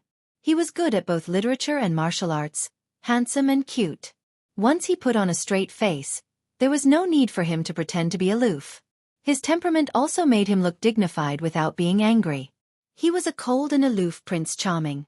The key was that he looked slender, but the muscles under his clothes made people want to vomit blood. Such a contrast made the group of salted fishes love her even more. Of course, salted fishes were a group of mystical existences. Some claimed to be Li Yun's mother fans, some claimed to be his career fans, some claimed to be his girlfriend fans. What was even more mystical were the poison junkies. Jiang Pengji had seen a couple articles on the bullet screen about the cute and sunny Han Mei and the cold and aloof General Li Yun. The slogan of this group of fans was that they couldn't get Li Yun. If others couldn't get Li Yun, then let Li Yun suffer the consequences of his own actions. Jiang Pengji was speechless. There was simply nothing to say. Under the strong request of her fans, Jiang Pengji was magnanimous and did not continue to make things difficult for Li Yun. I'm just kidding. Do I look like someone who goes back on his word? Jiang Pengji had always treated the generals who came from the military very well. Even if the military expenses were overspent every year and she had to use her private treasury to make up for it, she never mentioned cutting the military supplies. She was even more generous with the generals who could be of use. She never lacked rewards during the New Year and other festivals. This habit had been going on for so many years. How could it be possible to cheat and blackmail Li Yun's military merits? She said sternly, "Does Han Mei know who the troops you led attacked?" Li Yun saw that Jiang Pengji had become serious and could not help but retract his smile. He said in all seriousness, "I don't know about that." Jiang Pengji was dumbfounded. If Xueqi heard what you said, he would most likely vomit blood in anger. "Why?" Li Yun asked when he did not understand. Jiang Pengji said, "You ambushed them by chance. You didn't plan it beforehand, but Xueqi and the others didn't know about it. It was precisely because it was unintentional that it was even more infuriating. Li Yun's luck had always been good. This time, he had relied on his strength and luck to deal a heavy blow to the shaky morale of the enemy troops. Unfortunately, it was not Li Yun's intention. It was just a coincidence. If Xueqi knew about this, wouldn't he be so angry that he would jump up in rage? If it was more serious, he might be so angry that he would have a cerebral hemorrhage. Li Yun could not understand Jiang Pengji's bad taste. He straightforwardly stabbed Xueqi in the back. Even without this incident, Xueqi wouldn't have been able to jump around for long. How can his failure be attributed to bad luck? To put it bluntly, Xueqi's strength was insufficient. Why was he talking about luck as a fig leaf? Jiang Pengji held back her laughter and said, Han Mei's words are quite reasonable. Xueqi was in urgent need of military rations, but Hua Yuan, who was at the rear, intentionally delayed. Coupled with Jiang Pengji's precise attacks, Xueqi had lost more than he won in the past 6 months. He was swallowed up by Jiang Pengji every few days. In the past 6 months, Xueqi had lost a considerable amount of territory. The front lines suffered successive defeats, and the supply of military rations was intermittent. In the end, they could only mix human flesh with military rations to delay time. They never expected that the large amount of rations they had high hopes for would not arrive on time. The troops sent to receive the rations were even intercepted and killed by Li Yun and his men. One could imagine the heavy blow to their morale. If not for the fact that they were in different camps, the salted fish in the live stream would sympathize with Xueqi. Zwa de Mani Manicure. Sigh. Which elder named Boss Xueqi? He really spent his entire life trying to explain how unlucky the word Xueqi was. Even though he later chose the word duo shi, he still could not change his fate in this lifetime. Although I'm a hardcore fan of the streamer's camp, seeing how unlucky his opponent was, I could not help but want to climb over the wall to sympathize with him for 3 seconds. The salted fish had long been displeased with Xueqi's name. Which elder would give their child the name Xueqi? Xueqi meant worry. He was destined to be unlucky for the rest of his life. Meng Meng de Xiaobai Tu, and Xueqi, with the word duo shi. This naming style was quite common in ancient times. For example, Lu Gua, with the word gaoji. The meaning of a name is the opposite of the word.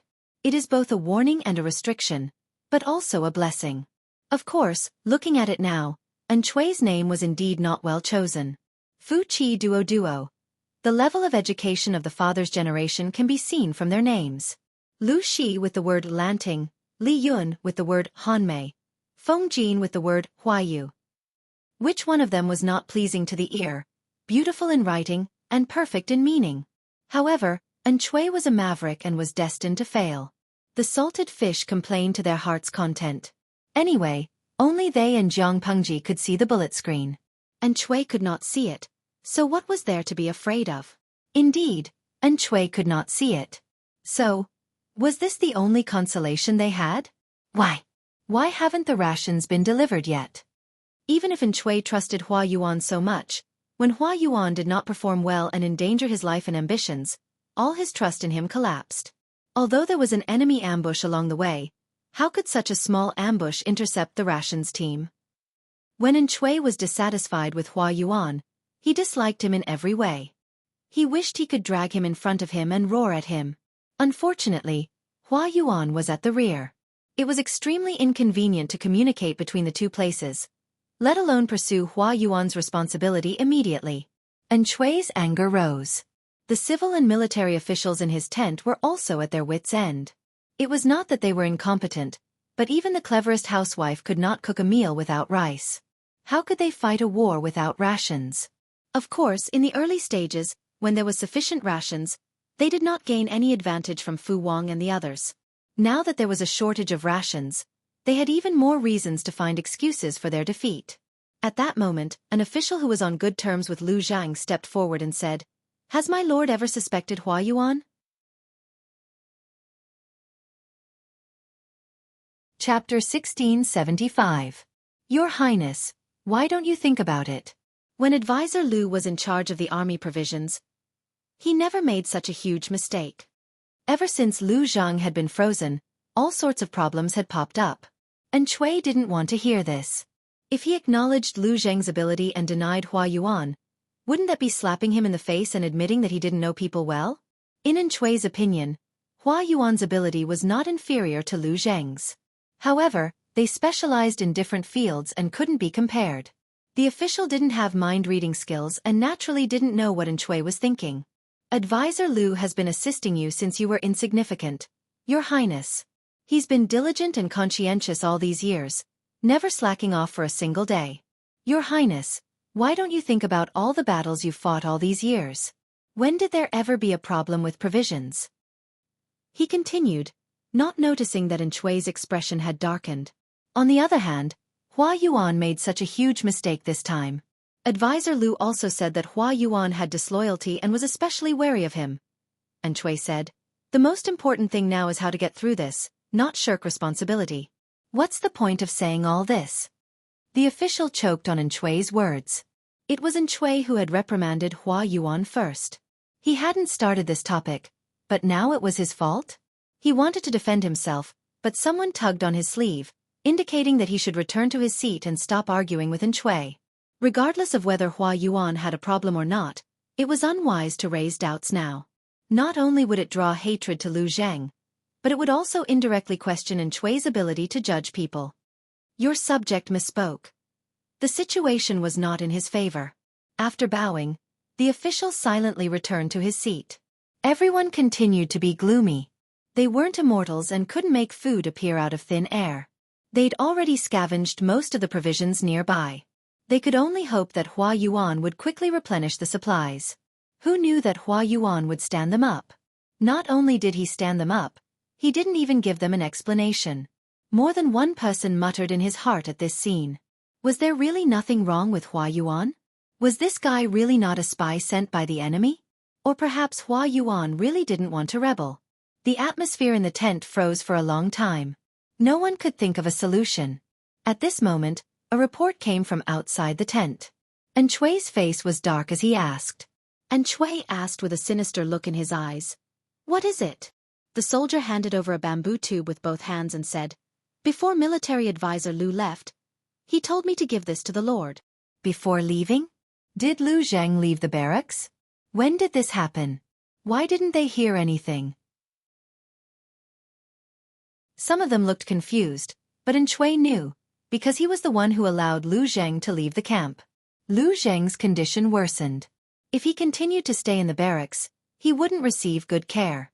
It was very likely that he would die of illness in the barracks. And Xueqi didn't want to be known as a heartless person, so he agreed to LV Zhang's request and sent him to a village dozens of miles away to recuperate. This wasn't a big deal. Of course Xueqi wouldn't publicize it. What is it? Xueqi had someone present the item. He opened the lid of the bamboo tube and took out a neatly folded piece of paper. He casually swept a glance and immediately got up from the mat in shock. It was impossible to count on Hua Yuan to deliver food, but Xueqi could set his sights on the enemy granaries. It was not that no one had mentioned the suggestion before, but the feasibility of implementing it was too low because they did not know the location of Zhang Pengji's granary. It was also impossible to count on a sneak attack on the granary to make Zhang Pengji unable to recover. Everyone in the world knew that Zhang Pengji was a crafty person with 3 burrows. She would never leave her military supplies in one place and wait for the enemy to plunder them all at once. However, if they knew the location of the enemy's provisions, even if there was only one location, they could temporarily solve the food crisis if the raid was successful. And Xueqi didn't expect the sickly Lu Zhang to leave him such a huge surprise before he left. However, after his ecstasy came hesitation and doubt. Lu Zhang had been staying in his tent and hadn't left. Even if he was a divine strategist, it was impossible for him to know the location of the enemy's granary, right? If this information was true, why did he only bring it out now? And Xueqi was hesitant, but the officials in his tent were very curious about what was written in the letter that made Xueqi react so strongly. Could it be a brilliant plan to break out of the situation? Everyone's hearts were pounding, but Xueqi didn't open his mouth to explain, so they didn't want to disturb him. And Xueqi took a deep breath and made up his mind to make the letter public so that everyone could read it. My lord, this is a good opportunity. If the sneak attack was successful, they would be able to obtain a large amount of provisions, enough for the army to slowly retreat and plan their next move. This is good news, but why does the chief public security officer look unhappy? A few people with sharp eyes and bright minds guessed correctly. It was most likely that Xueqi's paranoia had flared up again, and he was judging Lu Zhang with biased eyes. When they thought about it, they really pitied Lu Zhang. Hua Yuan had courted death with all his might, but Xueqi could speak up for him, while Lu Zhang was repeatedly doubted. Everyone thought so, but Xueqi didn't say anything, so they couldn't do anything. Because there was really no other way, Xueqi still took Lu Zhang's suggestion and attacked the granary at night. Little did they know. This was someone's scheme within a scheme. The burlap sack covering Lu Zhang's head was removed. The not-so-dazzling light made Lu Zhang's face look even gloomier. Before he could adjust to the light around him, he heard a call that he hadn't heard for many years. Xiaoyin, how have you been? Zhang Pengji's smug smile that hadn't changed much was magnified in front of his eyes. Lu Zhang's hands were tied behind his back, and he was half sitting on the ground. His hair was messy and he looked pathetic. Where's my daughter? Even though they hadn't seen each other for many years, Lu Zhang recognized her as soon as he saw her smiling face. So that girl is your daughter? She's a girl, after all. How can she be treated like you? Zhang Pengji squatted down and leveled her gaze with Lu Zhang. She smiled and said, she's been tied up and placed somewhere else. I'm not a heartless person like Xueqi. I won't be cruel to the family of my enemy. Speaking of which, your daughter is really pretty. She doesn't look like your child at all. Lu Zhang took a deep breath and tasted the pain in his stomach that he hadn't felt in a long time. He pretended to be calm and said, because she's my adopted daughter. I quite like that little girl. She treats you extremely well. She's still biting people even when she's tied up. She doesn't let anyone touch a single hair on your body. After hearing this, Lu Zhang's terrible mood eased a little. In this cold and heartless world, only his adopted daughter could give him some comfort. Zhang Pengji said, more than half a year ago, I asked Xueqi to pass a message to you, but you didn't reply to me directly. Are you trying to go back on your word? A message from Feng Ji? Thinking of this, Lu Zhang's expression darkened. This guy had really slept with Zixiao. He's just a prisoner. You can do whatever you want with him. Zhang Pengji sighed. Everything was fine in the past. Xiaoyin, you're treating me like an outsider. You know very well that based on our relationship, I can touch anyone but you. If you're not willing to submit to me, I'll set you free and let Master Yuanjing keep an eye on you. Lu Zhang gave her a sidelong glance. Only a ghost would believe her nonsense. Where's Zixiao? I touched him. Jiang Pengji rested her chin on her hand and said, Your touching is different. Lu Zhang couldn't take it anymore. Lu Lanting, don't talk dirty at a time like this. Chapter 1676. I haven't seen you in years. I missed you so much that I couldn't help but tease you. Jiang Pengji raised her eyebrows and chuckled. She untied the rope that bound LV Zhang and tossed it aside. LV Zhang shivered and his eyebrows twitched. His expression seemed to be on the verge of breaking down and enduring. He leaned back slightly to avoid her approach. Now that his hands were free, he couldn't help but rub his sore wrists as he said in a slightly uncomfortable tone. Lu Lanting, do you still think of yourself as a 12 or 13-year-old? This was the military camp, not a brothel where she drank and listened to music. She could not be so unrestrained. If I walk among the crowd, it's an exaggeration to say that I'm 12 or 13-year-old, but I can still say that I'm 15 or 16. Jiang Pengji teased him with a smile. If I remember correctly, you're about the same age as Zixiao, but you look much more haggard than he does. People will believe you if you add 10 years to your age. Anqi is a troublesome person. You've helped him clean up his mess all these years, haven't you? You wake up earlier than the chickens, sleep later than the dogs, and do more than the oxen. You really live up to the saying, sleepless all day and night, wasted in the morning. LV Zhang looked up at Jiang Pengji. In a trance, he had the illusion that time and space were in disarray. The person standing in front of him was still the noble youth in brocade clothes. It was as if the person in front of him had stayed in the past. More than 10 years had not left a mark on her. Humph. Your mouth is still as unforgiving as ever.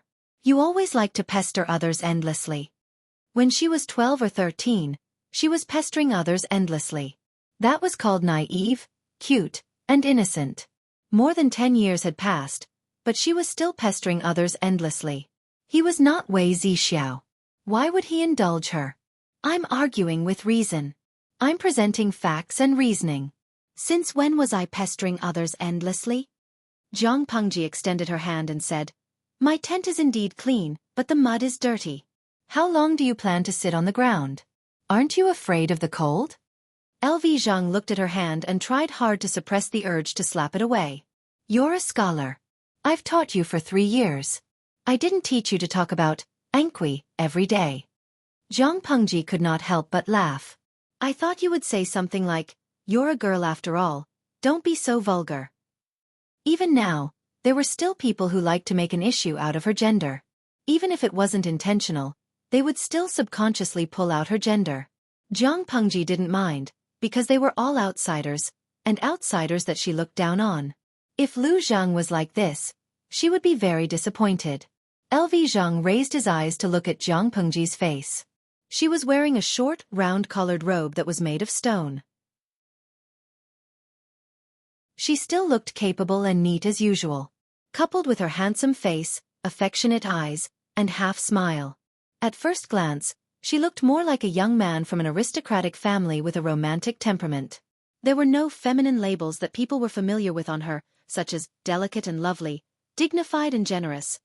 But it was undeniable that she was indeed a woman, and she embodied another kind of rare beauty of women. Don't you know what you look like? Lu Zhang admired her in his heart, but his words were unforgiving. He grabbed Jiang Pengji's hand and stood up with her strength. Because LV Zhang was still sick, he felt dizzy when he suddenly stood up, and he almost fell forward. Jiang Pengji helped him up. LV Zhang tilted his head to look at her profile, and he muttered to himself. He hadn't recognized her gender back then, not because he and the people around him had made a mistake, but because she looked too good. Didn't Shui not give you meat to eat for the past 6 months? When they shook hands, she realized that LV Zhang was slimmer than she had expected. His palms were almost devoid of flesh. Zixiao was also thin, but some flesh could be squeezed out. LV Zhang, on the other hand, was a bag of bones. More than half a year ago, Jiang Pengji sent Feng Zhi to persuade LV Zhang. Feng Zhi returned in low spirits, but he also brought Jiang Pengji a lot of news. According to Feng Zhi's description, LV Zhang had been frozen by Xueqi, but his situation wasn't very bad. He ate, drank, slept well, and even put on some weight. Looking at him now, he wasn't fat at all. If there was a typhoon outside, she could tie a rope around LV Zhang's neck and let him fly in the sky. Don't mention meat. It's nauseating. Even though he didn't swallow the meat porridge, he tasted it. Every time he thought about it, it made his stomach turn. After a short period of dizziness, LV Zhang stood up straight and let go of her hand. He observed her secretly. Just like Jiang Pengji's narcissism, she hadn't changed much over the years. Previously, LV Zhang had rejected Feng Zhi's persuasion. LV Zhang didn't agree to recruit him, but he also took the opportunity to catch up with his classmate. The two middle-aged men, who were already in their 30s, gathered together to chat by candlelight and reminisce about the past. They sighed with emotion and also talked about the situation of the Langya F5 heavenly group. From a teenager to a young man to a middle-aged man, everyone except Jiang Pengji had changed beyond recognition. The shy and lofty Feng Zhi had been tempered by reality into a steady and dignified country teacher. The hot-bloodedness that had been boiling in his chest during his youth had been defeated by reality. Jiang Mo, who was addicted to 2D paper dolls and loved all kinds of fire-repelling maps, and had a slightly cowardly personality, had become a profound, introverted, and reliable clan leader of the Shi family. He, who had been noisy and refused to submit to his family in the past, had also followed the example of his parents. Ma Xiao, a wealthy gentleman with good farmland and no worries about food and drink, had been affected by the chaos of war. His farmland had been occupied and plundered by bandits who rose to power. In order to avoid disaster, he had no choice but to move his family north. There had been no news of him for many years. Of course, the three of them hadn't changed much. Among the five, Jiang Pengji and LV Zhang had changed the most. Jiang Pengji, who was the most hedonistic and mischievous, had become a vassal of the world. LV Zhang, who had the potential to be a nationalistic youth and was biased against the gentry, had become Jiang Pengji's strategist for the safety of her family. Now, he had become Jiang Pengji's prisoner. Life was really interesting. No one knew what their future would be like until the very last moment. Okay. I won't talk about it anymore.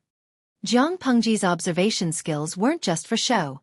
She could tell from LV Zhang's reaction that he was hiding something. Naturally, she wouldn't continue to provoke him. An appropriate amount of playfulness was called playfulness. Excessive playfulness was called enmity. Look at your sickly and haggard appearance. It's better to stay in the military camp and wait for the war to end. Recuperate. Maybe I'll let you see your old master for the last time. After Jiang Pengji finished speaking, she suddenly remembered something. Right, I have something to tell you. LV Zhang was well aware of Jiang Pengji's arrangements, so he wasn't surprised. However, what she said made LV Zhang a little flustered for no reason. What's the matter? Jiang Pengji said, I asked for something from your adopted daughter. LV Zhang raised his eyebrows and asked, What is it? Jiang Pengji said, Your study notes. What do you want that for?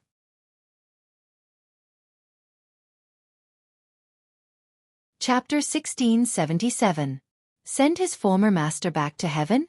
Lu Zhang didn't know what to do for a moment, but he was smart enough to figure out what she had done in no time. Lu Lanting. Lu Zhang pointed at her. He was so angry that his hand was trembling. Jiang Pengji had a smile on her face.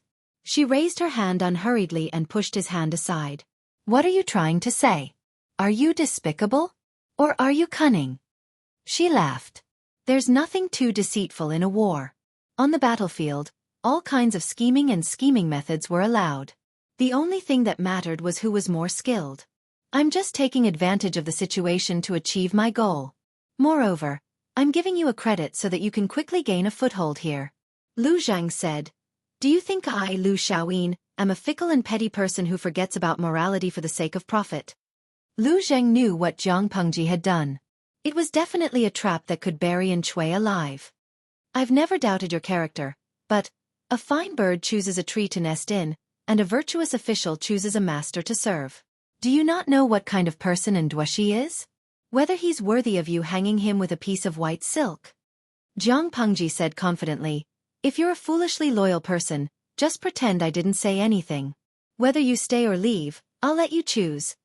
Jiang Pengji naturally wanted to recruit Lu Zheng. No one would complain about having too many talented people. After a while, she would conquer Nanxing and rule over the 5 countries in the world. She would need more and more people. Lu Zheng knew her background, so he felt more at ease using her. He treated the surrendered officials of Langyi Academy well, and she was an alumnus of Langyi Academy. This was double insurance.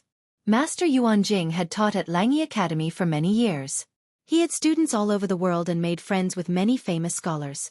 With double insurance, it would be much easier to recruit people from this circle in the future. Jiang Pengji naturally would not fall out with Lu Zhang due to all these reasons. You're forcing me to betray Xueqi. Lu Zhang had voluntarily given up on Xueqi and Jiang Pengji had forced him to do so. She had even made him the scapegoat for betraying Xueqi. Even if Xueqi was a scumbag, Lu Zhang had chosen him. Even if it was a stone in the latrine pit, Lu Zhang didn't want to be forced to throw the stone back into the latrine pit.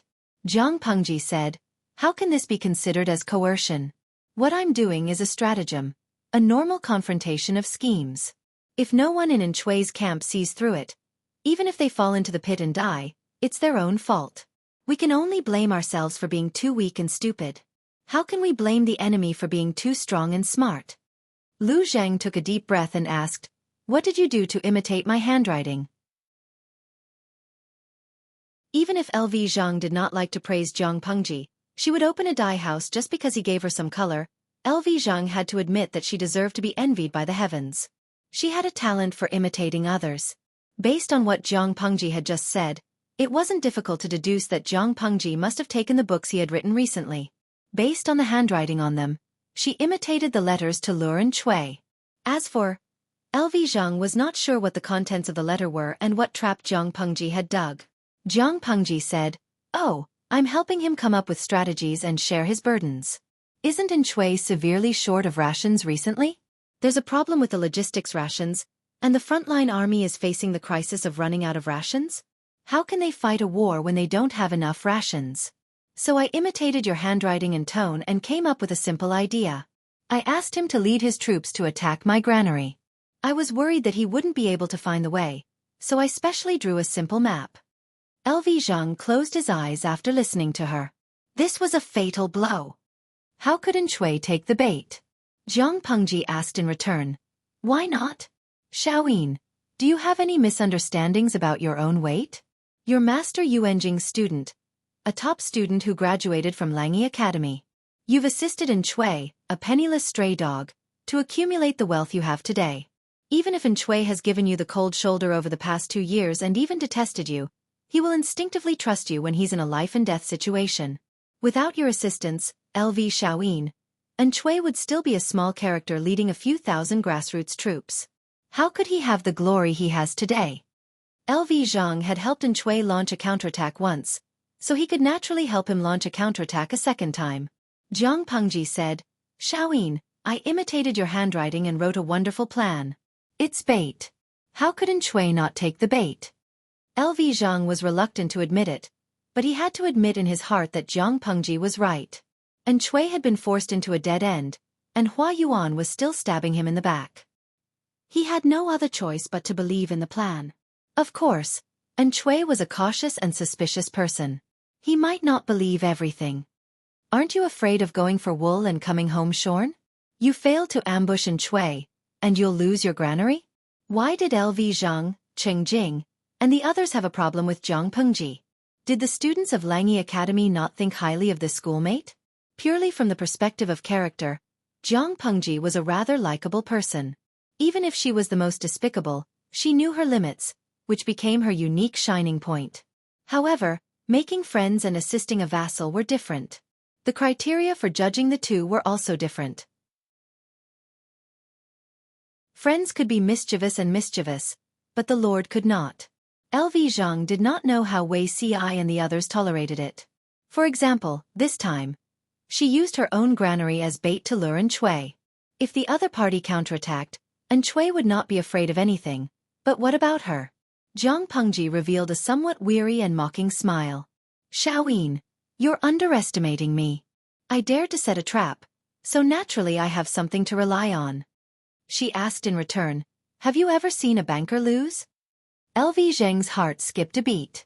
This chaotic world has lasted for too long. It's time to end it.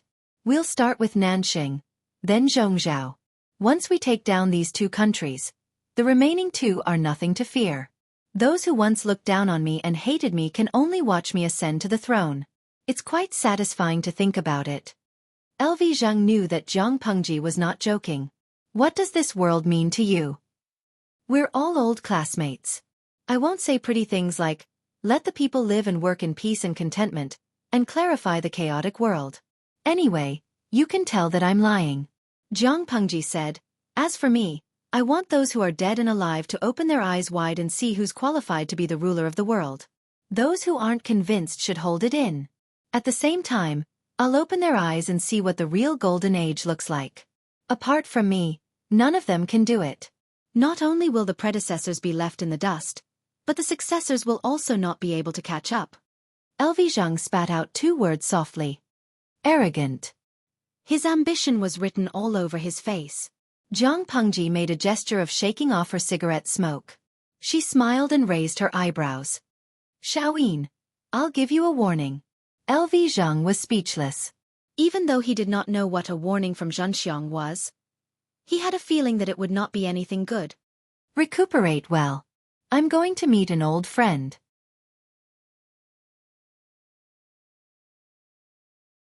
Chapter 1678. I'd like to see Zixiao.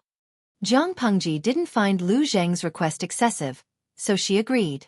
Anything else? My adopted daughter likes you very much, but she had a rough childhood and has a strange temperament.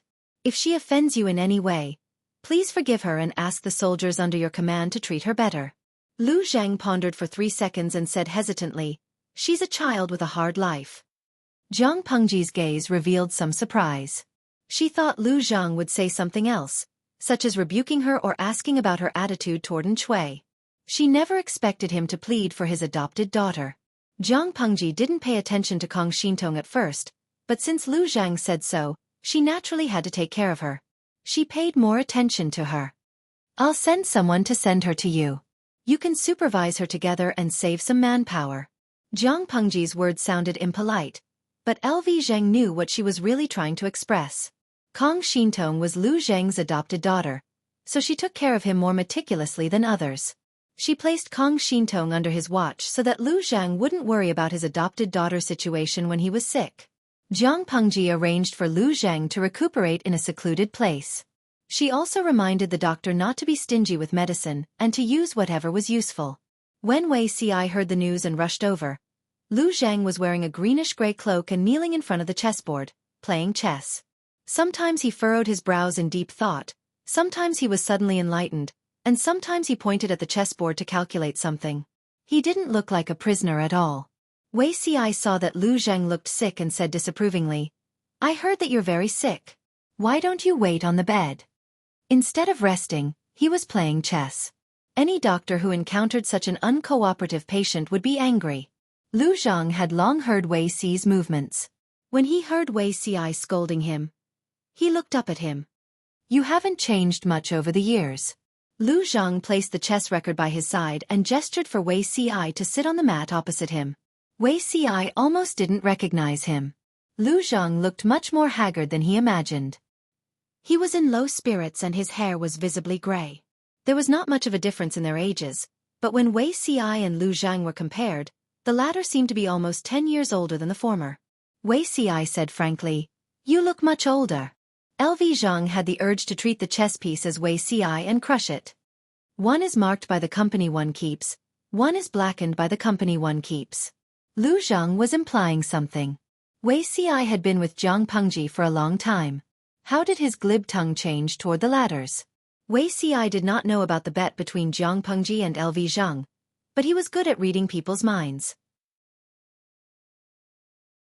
LV Zheng's words carried a subtle meaning. After hesitating for 3 breaths, Wei Ci asked cautiously, Does Xiaoyin know? It's hard not to know. Lu Zheng's fingernails were well manicured. At this moment, he was playing with a black chess piece, which made his fingernails look even paler. He placed the chess piece in the designated position and said, "How could Lu Xi be worthy of your attention? Back then you were quite distant from her. After all, they were from the same sect and were taught by the same teacher." Lu Zheng's understanding of Wei Ci was incomparable to that of an outsider. In the eyes of an outsider, they might think that Jiang Pengji was forcing Wei Ci and that Wei Ci had no choice but to succumb to her tyrannical power. However, Lu Zheng understood that if Wei Ci had no intentions towards others, he would not easily succumb even if a knife was placed on his neck, let alone using force. The two of them had an affair. It could only be said that both of them were interested in each other. Not to mention Jiang Pengji. Lu Zhang had heard Jiang Pengji say that she would drag Wei Ci down with her 800 years ago. But what about Wei Ci? When did he develop feelings for Jiang Pengji that were beyond that of a ruler and an official? Wei Ci said, "Maybe it was in my previous life." He told the truth, but Lu Zhang thought that he was being glib. Instead of learning from the good, you learn from the bad. Are you learning from Lu Xi in your eloquence? Lu Zhang gestured for Wei Ci to choose a chess piece to play with him. Among his fellow apprentices, Wei Ci's chess skills were the best among them. Lu Zhang was ranked last and was often beaten by Wei Ci, Cheng Jing, and Han Yu. The shadows of his school days were Jiang Pengji and Wei Ci's, playing a game of chess with their hands. He was always beaten badly. In order to avenge his previous humiliation, he put in a lot of effort in this aspect. He did not know if he could gain an advantage today. Wei Ci was speechless. No one believed him when he told the truth. It was not easy to be an honest person. The two of them did not talk much. They just played 2 games in silence. Lu Zhang still lost miserably. After cleaning up the mess, Lu Zhang looked up at Wei Ci, whose temperament was becoming more and more stable. He was like a pearl that had been polished until it became rounder. Although it was not dazzling, it could not be ignored. This person looked like a decent person. Who could guess that he had tons of evil ideas in his mind? I will be careful about the matter with the Lord. I will try not to affect her as much as possible. I will also try to protect myself. He wanted to accompany her until her hair turned white and she died of old age. Both of them would be fine. Lu Zheng nodded. My teacher often says that you have your own views. Since you have said so, you must have made up your mind. It is not good for outsiders to persuade you. He was Wei Ci's fellow apprentice, so his standpoint was naturally more biased towards Wei Ci. As long as it was Wei Ci's own choice, Lu Zhang would respect it. But he could have chosen anyone to have a relationship with, but he chose Jiang Pengji, who was the most difficult to conquer. She was a vassal now, but she would become an emperor in the future. Her identity meant that if Wei Ci wanted to walk to her side, there would be thorns under his feet. Maybe he would kneel halfway. Thank you. Wei Ci's words came from the bottom of his heart. Whether it was Lu Zheng, Cheng Jing, or Han Yu, their respect and understanding warmed Wei Ci's heart. Lu Zhang stroked the cold chess piece and let out a sigh. He said to Wei Ci, I know that you have a soft temperament and some things can't be said openly. Since we are from the same school, I will say one more thing. Lu Xi's temperament is different from ordinary people. If you really want to be in harmony with her, remember this. Don't get involved in anything. In the future, whether it is the civil and military infighting or the struggle between the gentry and the common people, you'd better not intervene and don't express your opinion. If you really can't help it, it is best to ask for Lu Xi's opinion. Don't do anything that goes against her will. Ordinary couples have some difficulties and quarrels at most. But if you have a conflict with Lu Xi, it will affect more than just a small family. Lu Zheng's words were not only the way of a ruler and a minister, but also the way of a husband and wife. As long as Wei Ci always stood by her side and supported her, their interests would be firmly bound. Harming Wei would be harming Jiang Pengji's interests. In this way, she would become Wei Ci's most powerful shield. Wei Ci was stunned after hearing that. If he had understood this in his previous life, he would not have thought himself clever and got involved in the affairs of the Wei family. Would the meteorite have fallen from the sky? Most likely not.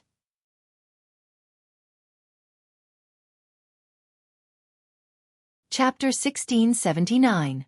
If Lu Zheng and the others were still alive in his previous life, They might have pointed out the right path for Wei Si like they were doing now. The onlookers saw the game more clearly than the onlookers. Their advice was what Wei Si needed the most so that he would not take the wrong path. However, it was not too late now. He had learned his lesson from his previous life and would not repeat the same mistake in this life. Don't be ostentatious. That's for the best. Otherwise, you'll become the target of public criticism. Lu Zheng rubbed the chess piece and smiled. Look at Lu Shi's subordinates. Other than those from Langyi's faction, the others may not be very friendly to you. Without a handle, they will have fewer reasons to attack you. Even if Wei Si was from an academy, if he stood in their way, he might be stabbed in the back. To put it bluntly, interests were the foundation of a relationship. If their interests were the same, they would be allies forever. Wei Si coughed lightly and reminded him, My lord doesn't like to form cliques. Because of this, Yumo is still helping my teacher. Cheng Jing refused to become an official mainly because he was worried that he would implicate his fellow disciples from Langyi Academy. When Lu Zheng casually said the words Langyi's faction, Wei Si trembled with fear. It's one thing to dislike him, but it's another thing to form a clique. Lu Shi's temperament was too wild and arrogant. She might not take the so-called clique seriously. So what if they form cliques? Can they escape her grasp? As long as they do not cross the line, she will most likely not make a big fuss. If they cross the line, even if they do nothing, she will still find a reason to get rid of them. Yumo is too cautious. Lu Zheng sneered. That's why. Lu Lanting is really not a likable person. Humility and politeness were the main qualities. Someone like Zhang Pengji, who could not wait to write, I'm the best in the world on her face to attract hatred, was naturally not likable. She was a heretic. Lu Zheng even had some malicious thoughts. He hoped that Zhang Pengji would fail miserably. Sooner or later, she will fail miserably. If she failed miserably, he wondered what expression she would have. Although he did not want to admit it, he had to admit that Lu Zheng's judgment was correct. Whether it was His Majesty in his previous life or his lord in this life, both were so confident that they were conceited. Why would she care about the clique of her subordinates? If someone really did violate her taboo by forming a clique, needless to say, they would end up with weeds growing 3 feet high on their graves. Thinking back to his past life, the relationship between the officials in the imperial court was indeed a little subtle. Wei Si even suspected that the other party had deliberately allowed the officials to form a clique. If they stepped over her bottom line, she would strike violently and wipe them all out. Thinking along this line of thought, it was extremely terrifying. The Zhang dynasty had been established for 18 years. During this period of time, there had been several changes of power, and every time there was the shadow of His Majesty enforcing the law. Toying with the entire imperial court with the strength of one person. Lu Zheng wanted to see his lord fail miserably in such an easy task, but he was probably daydreaming. Why don't Xueqi give her more confidence? Wei Si said, She can do it. Lu Zheng had an indescribable expression on his face. He gritted his teeth and said, The husband follows the wife. I'm afraid of you. Wei Si pursed his lips and smiled faintly. The light enveloped him and it seemed that even his skin was suffused with a faint halo. He looked like a deity. How could there be such a good-looking man in this world? Kong Shintong suddenly thought. Wei Si's smile froze halfway. Look, who did he discover? Wei Si's expression was as usual. Lu Zheng waved at his adopted daughter who was standing in the corridor and did not dare to enter the house. Shintong, come over and meet Uncle Master. Kong Shintong only came back to her senses when she heard the summons. She hurriedly but restrained herself and bowed. Niece greets Uncle Master. Lu Zheng introduced. I adopted her a while ago. She's smart and talented. The key is that she's filial and sensible. What do you think, Zixiao? He was like a father showing off his daughter and gleefully looked forward to hearing praises from Wei Si. Wei Si secretly raised his eyebrows. What's her name? Kong Shintong said, My niece's surname is Kong. My courtesy name is Shintong. Wei Si pretended to be curious and asked, Where did Xueqi find such a lovely adopted daughter? Lu Zheng thought that Wei Si had misunderstood this father-daughter relationship and explained vaguely. In the future, I still need to count on her to provide for me when I'm old. Naturally, I have to find a filial daughter. As for where I found her, I can only say that it's fate. She's the only one in the world. You can't be envious. Many rich families did not have the right to take in concubines. However, there were policies and countermeasures. There would always be people who could find loopholes and come up with excuses. For example, adopted daughter or study boy.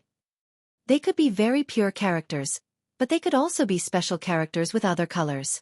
Lu Zhang said the words provide for me when I'm old. Naturally, this father-daughter relationship was very serious. It's our first time meeting. I'm not prepared.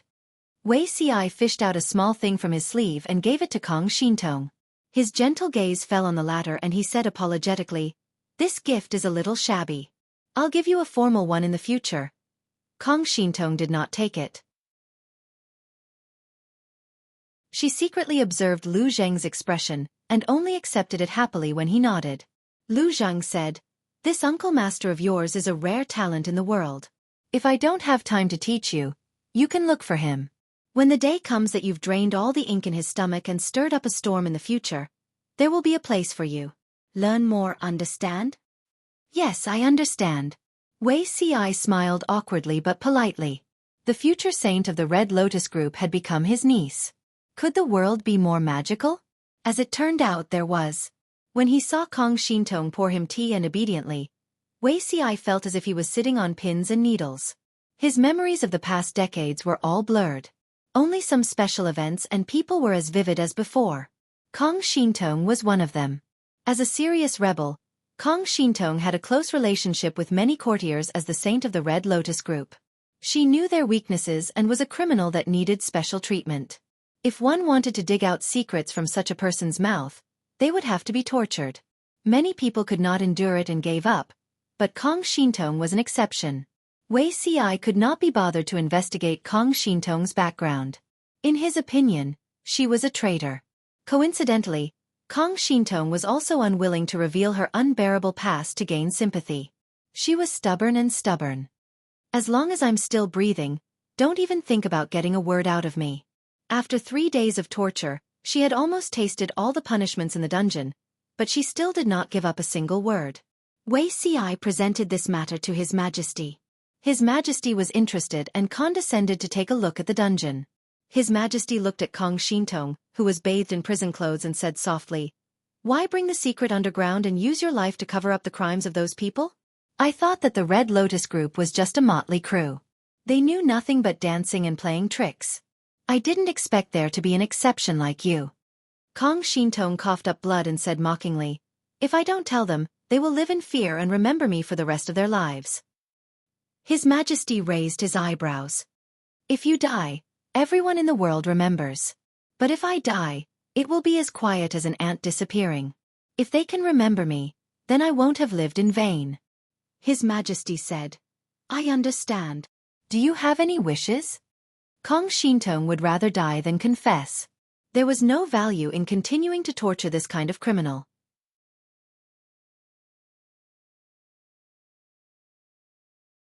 Chapter 1680. You want to be cremated? Everyone thought death was the same as the soul. If cremation was used, it would be the same as burning the bones and scattering the ashes. Other than Kong Shintong, this was the first time Her Majesty heard someone ask for it. "When I was born, it was snowing heavily in Nanxing for 20 years. I heard from the servants that the sky and the earth were one color and the vast expanse of whiteness. After 3 consecutive days of torture, if Kong Shintong's willpower was not stronger than that of ordinary people, her soul would have long gone to hell." Her voice was as weak as a mosquito. Her words sounded more like she was talking to herself. "I've seen corpses rotting. Rotten flesh turning into water. Maggots eating bones. No matter how beautiful a beauty is, she can't escape such an ending. I was born clean. I don't want to be dirty after death. Isn't it better to be burned?" Her Majesty said, "As you wish." In the end, Kong Shintong burned herself to death wearing the prisoner's clothes that were dyed red with blood like a wedding gown. No matter how many evil things this woman did when she was alive, death was like an extinguished lamp. Wei Ci saw her die in the raging fire with his own eyes, so he didn't continue to pay attention to her. Time flew and years came again. He didn't expect to see her again.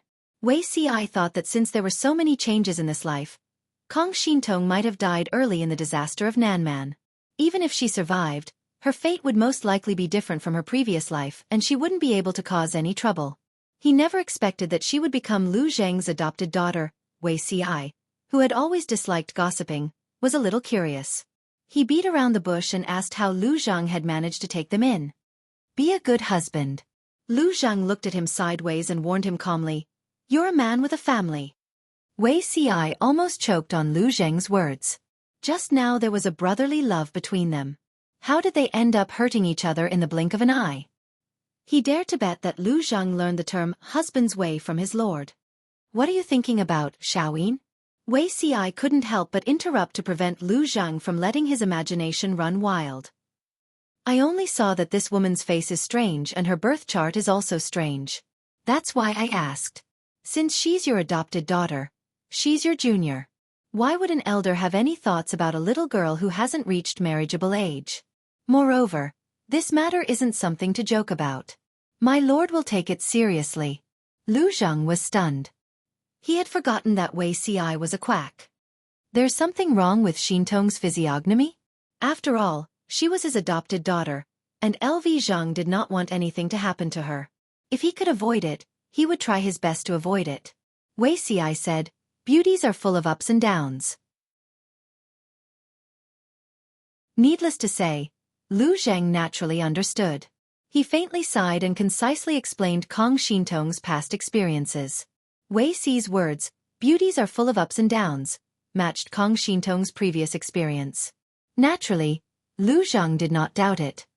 This is also a child with a hard life. If it was possible, Lu Zheng naturally hoped that Kong Shintong would agree to his request. You said that her appearance is strange and her birth chart is also strange. Could it be that there are other variables? Was it a blessing or a curse? Will we be able to turn misfortunes into blessings in the future? Wei Ci said, she met a benefactor and her destiny changed greatly. It will be better than what she had originally planned. Lu Zheng smiled and said, now that you've said that, I'm relieved. While they were talking, Kong Shintong had already prepared dinner. Wei Ci conveniently stayed behind to freeload. After dinner, the sky gradually darkened. Kong Shintong stood up to send Wei Ci off on behalf of her adoptive father, Lu Zheng. She was so nervous on the way that she could not speak. After she watched Wei Ci leave, she hurriedly went to look for her adoptive father. Adoptive father, are we going to stay here from now on? She had thought that she would be imprisoned, but she did not expect that the treatment after being captured by the enemy was better than staying at Xueqi's side. If she had known earlier, she would have continued to persuade her adoptive father to change jobs. Lu Zheng felt that it was better to have a short-term pain than a protracted one. He frowned and drank the bitter medicine. He did not know if it was an illusion, but he felt that the medicine prescribed by the doctor was much more bitter than the medicine he had drunk before. You look rather happy? Lu Zheng could not help but remind his adoptive daughter. They were now prisoners. What was there to be happy about? Kong Shintong said, I observed that martial uncle. He has a good temperament. If we become colleagues in the future, wouldn't it be much better than before? Lu Zheng was speechless. How much did his adoptive daughter despise her lord, and Xueqi?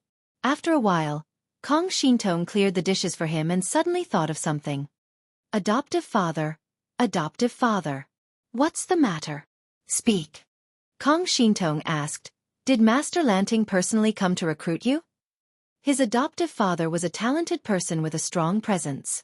The Master of Lanting would surely come personally to show his respect. Lu Zheng turned to look at his adoptive daughter, an indescribable feeling in his heart. What if the child always sided with an outsider? It was fine. She was most likely retarded.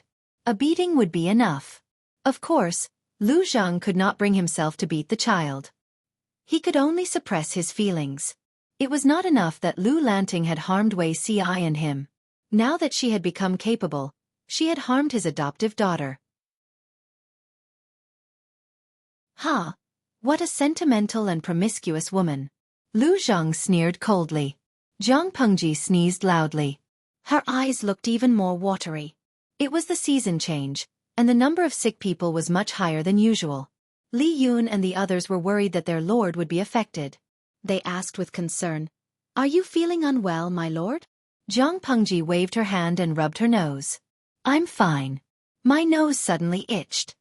Li Yun and the others relaxed when they saw that her expression was normal. Jiang Pengji said, Tonight, and Cui and the others will definitely send men to launch a sneak attack. Is the granary ready? Li Yun replied, General Fu has already brought men to set up an ambush. It's guaranteed that nothing will go wrong. And Cui had already run out of ammunition and food. Jiang Pengji had pointed out a clear path. And Cui, who had nowhere else to go, had no choice but to take the bait. Tell Zhang Tu not to be careless. Whether this battle can end cleanly depends on him, Jiang Pengji reminded him. Jiang Pengji exhorted. She had no intention of getting involved. Li Yun cupped his fists and said, Understood. Jiang Pengji did not personally lead the troops to set up an ambush, but she did not wait quietly in the tent for news either. How chiga tu az? Tiska sk. Didn't the streamer say that she would not wander the battlefield? Yes, Hen Fengquang. Judging from the streamer's posture, it doesn't seem like she's going to lead the troops to smash in Cui's head. The idle people thought that Jiang Pengji was going to return to the martial world. Who knew that she would only lead 1,000 troops out to guard a certain mountain valley? Just as they were puzzled, Jiang Pengji opened her mouth to explain.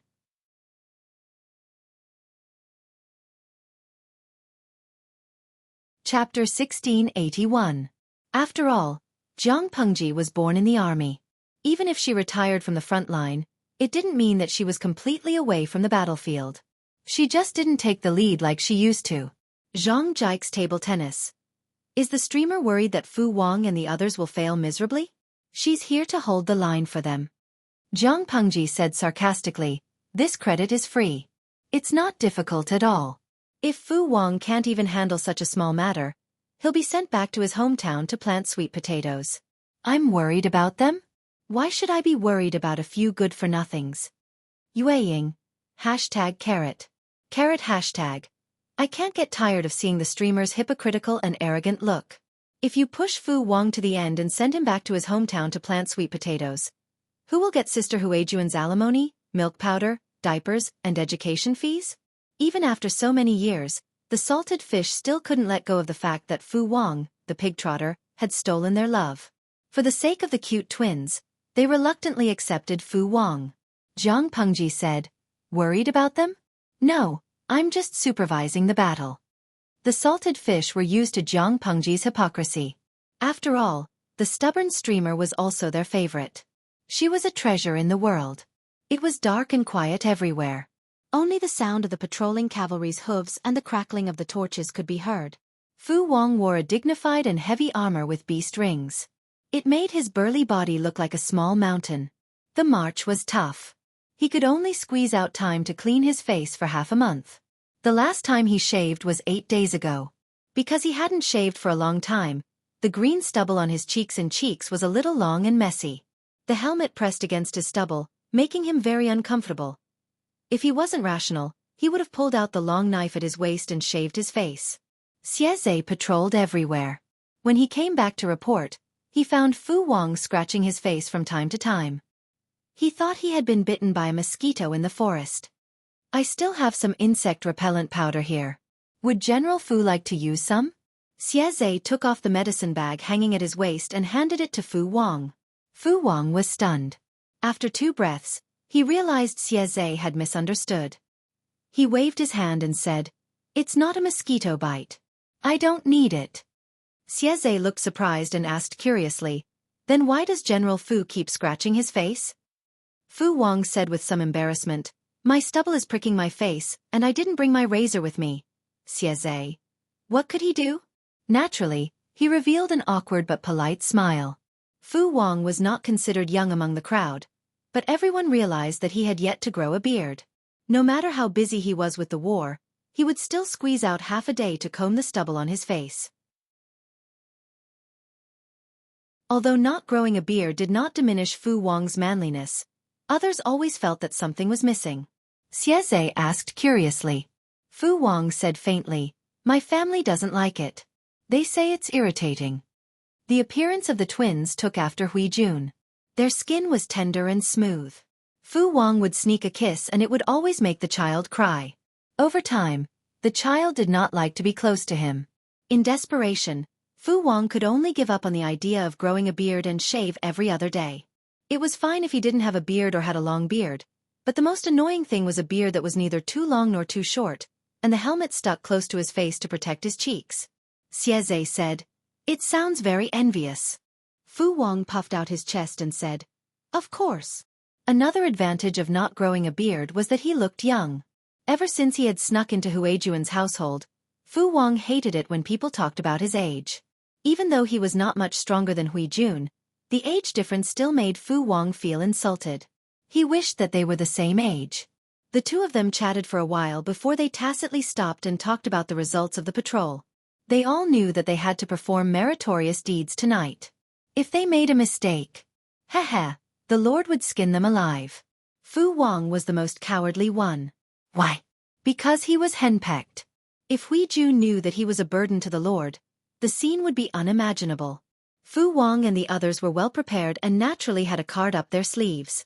Everything was ready, except for the enemy. Fu Wang did not wait long before the dull sound of horse hooves came from afar. To ensure the success of this ambush, the warhorses' hooves were tied with cloth strips to reduce the sound when they landed. "General Fu, there's movement." "Teske, you really can't stand being talked about." A sneer appeared on Fu Wang's face as he suddenly stood up and mounted his horse. He ordered, "Send the order to inform everyone to be on high alert. Not a single fish can escape the net today." Yes. Fu Wang and Xueqi were in charge of different areas. The former was in charge of attack, while the latter was in charge of encirclement and suppression. The two worked together to attack the enemy from the front and back. The night wind was bleak and the shadows of the trees swayed. The numerous shadows seemed to blend into the night. If it was just to destroy the granary, and Cui would only need to send 1,000 men and horses. It would be easy to expose the target if there were too many people, but his goal was to rob the rations to replenish himself. Naturally, he could not have too few troops. Otherwise, even if they robbed the rations, they would not have enough men to transport them away. In order to motivate the three armies, and Cui even gambled and made a bold decision. He decided to lead the troops in a night attack. Of course, this night attack could not be compared to Jiang Pengji's magnificent feat, to put it bluntly. It was to follow in the center of the army. No matter if they advanced or retreated, there would be room. It was the safest. Even so, Cui was somewhat reluctant. After all, not everyone was like Jiang Pengji, a monster who would feel uncomfortable if she did not fight or kill. Cui valued his own life the most. Why would he risk his life? However, he had no choice but to do this. The morale of the entire army was low. Recently, deserters had been ceaselessly coming in. A rough estimate was that they had lost more than 10,000 low-ranking soldiers. How could he increase morale? After thinking about it, the only way was to go into battle personally. Jiang Pengji's imitation of Lu Zheng's letter was flawless. The rough map given was also real. Cui led 30,000 carefully selected elites and set off. Along the way, they did not discover anything suspicious. As the army went deeper, Cui's confidence grew exponentially. If we succeed this time, Shaoyin should be rewarded. Cui sighed with emotion. Even though he and Lu Zhang no longer had feelings for each other, Lu Zhang was still loyal to him and plotted for him in every way. Thinking of their old friendship, Cui's heart softened a little. He planned to continue using Lu Zhang after he recovered from his illness. Even if Lu Zhang was dissatisfied with him, so what? He was the ruler, and Lu Zhang was the subject. The ruler ruled by the subject. Could Lu Zhang overturn the heavens? With this thought in mind, Cui let down his guard slightly. He could relax, but the others did not dare. After marching for more than 2 hours, half of the night had passed. Cui and the others finally approached the location of the granary. Are there any abnormalities in the defenses here? Cui was a paranoid person. Once he discovered anything unusual, he would immediately turn around and leave. Reporting to my lord, there are no abnormalities.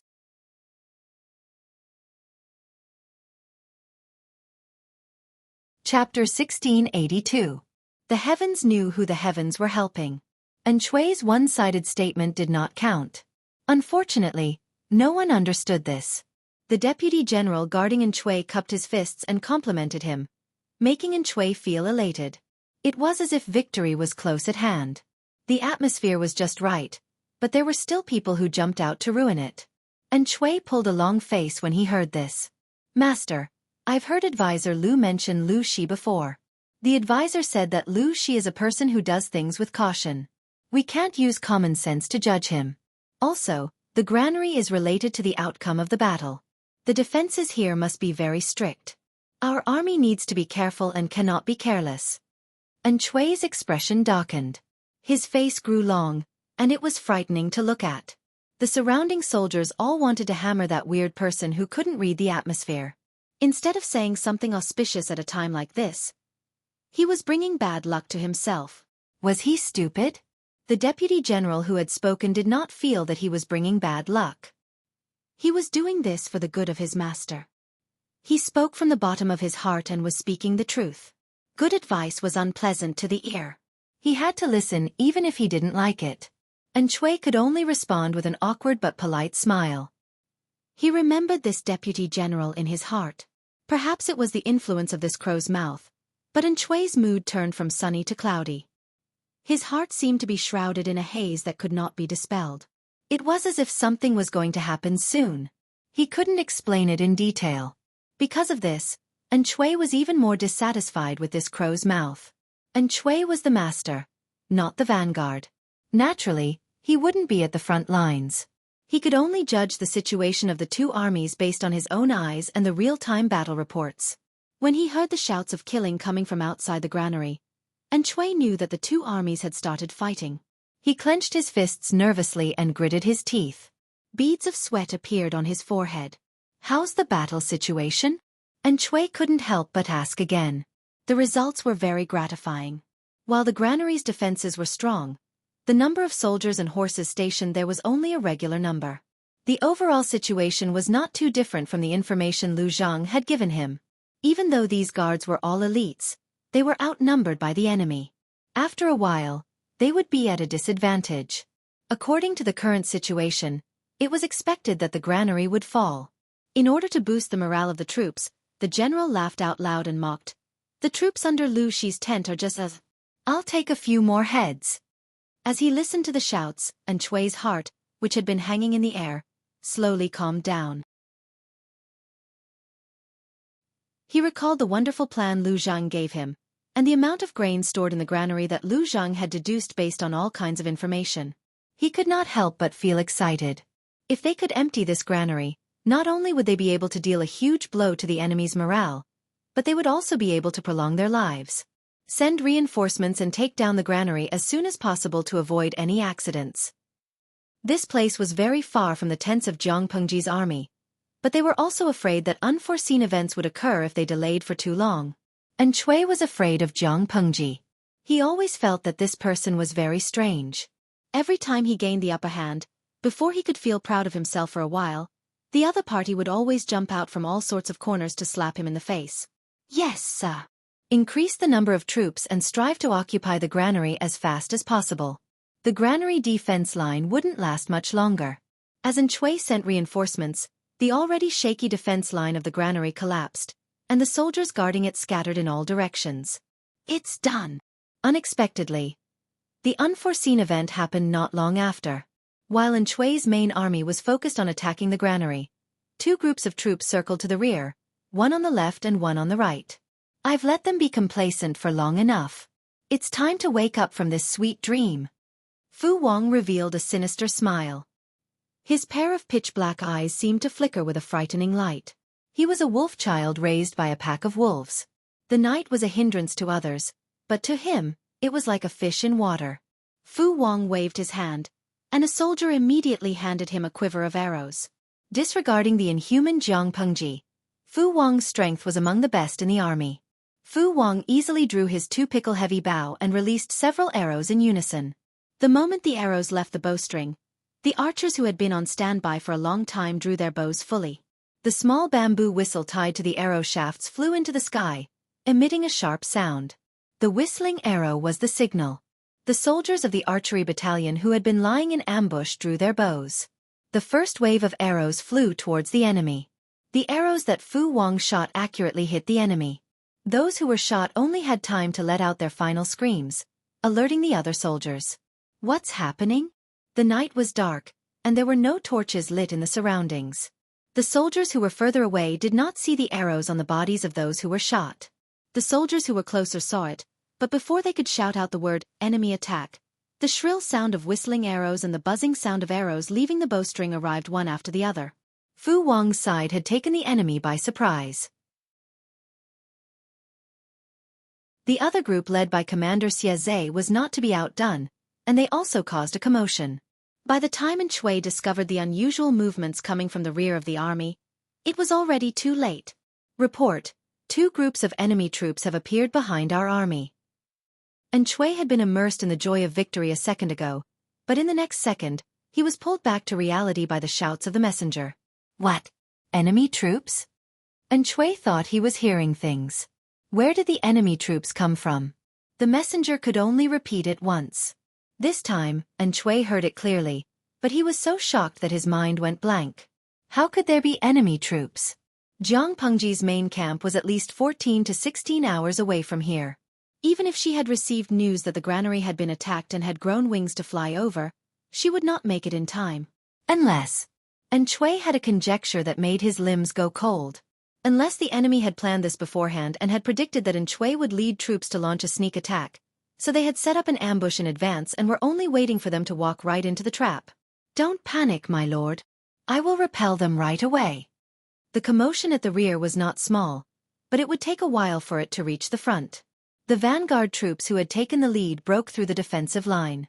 The provisions were right in front of them, and they saw the defeated soldiers fleeing in all directions. Their joy grew even stronger. Lu Shi is nothing more than this. The general of the vanguard laughed heartily as he led his men into the granary. Sure enough, it was filled to the brim with rations. He pulled out the dagger at his waist and cut open the nearest bag of rations. The yellow grains that he had expected did not flow out. Instead, a pile of gravel gushed out. The general's smile froze halfway. His right hand, which was holding the dagger, was trembling. We've fallen into a trap. Order the army to retreat quickly. He shouted at the top of his lungs, but it was still too late. At that moment, more than 2,000 soldiers had already rushed into the granary. The rest did not know what had happened inside. They kept rushing in, so how could they have the time to retreat? Kill! Suddenly the sound of kill surged in from all directions like a tidal wave. The enemy troops who had fled in disorder had returned. Their numbers were many times greater than before. And Xueqi's army was shocked by the word, fall into a trap. The moment the enemy troops arrived, they immediately lost their composure and formation. In the distance, Jiang Pengji looked at the spreading flames in the granary. The corners of her lips curled into a cold smile.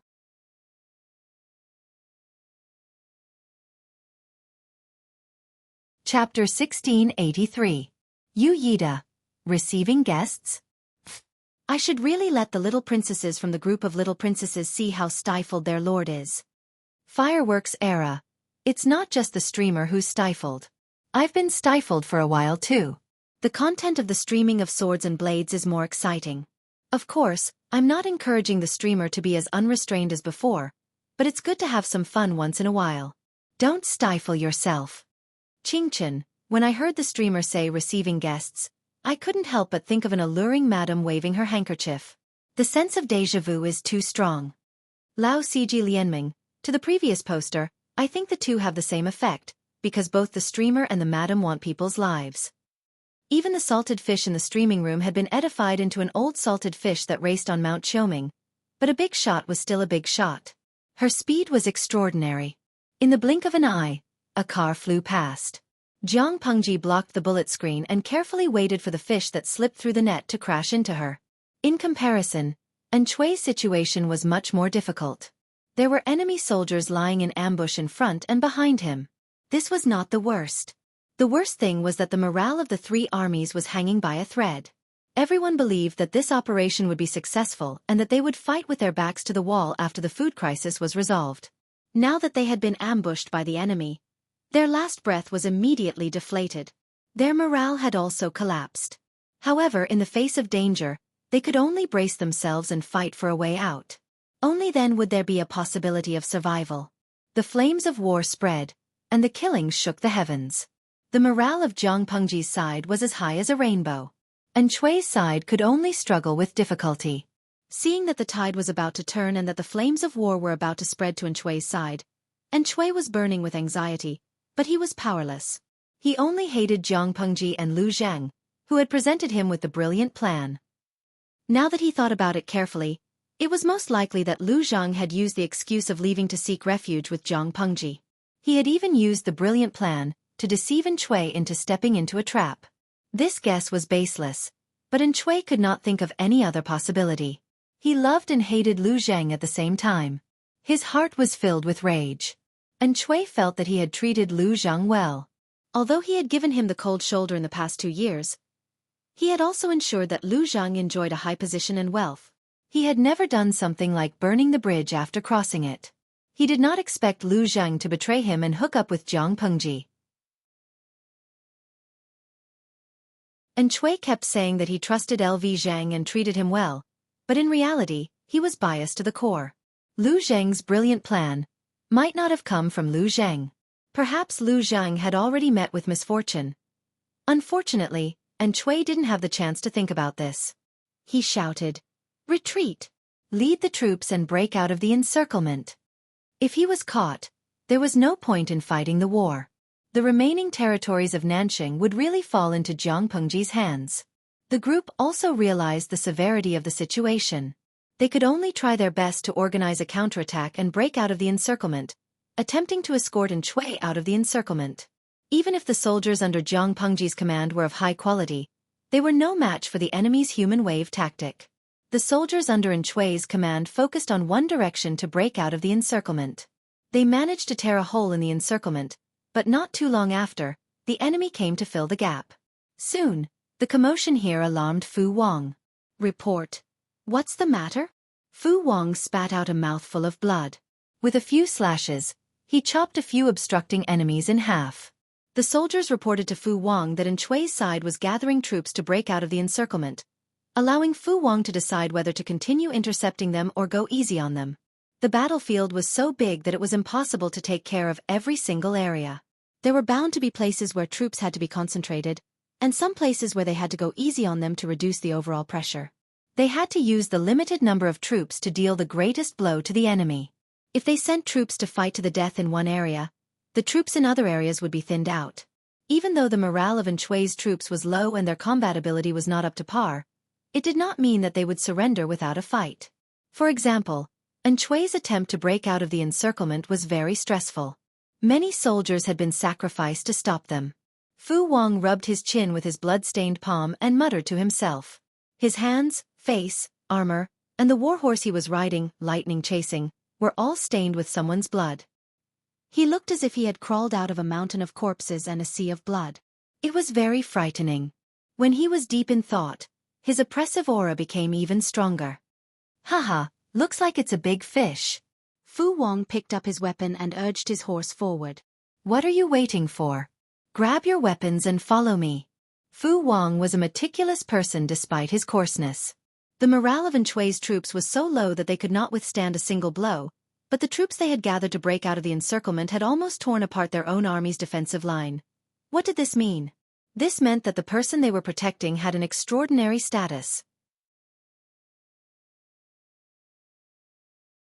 The soldiers had to raise their fighting spirit, which was why Fu Wang's side was feeling so pressured.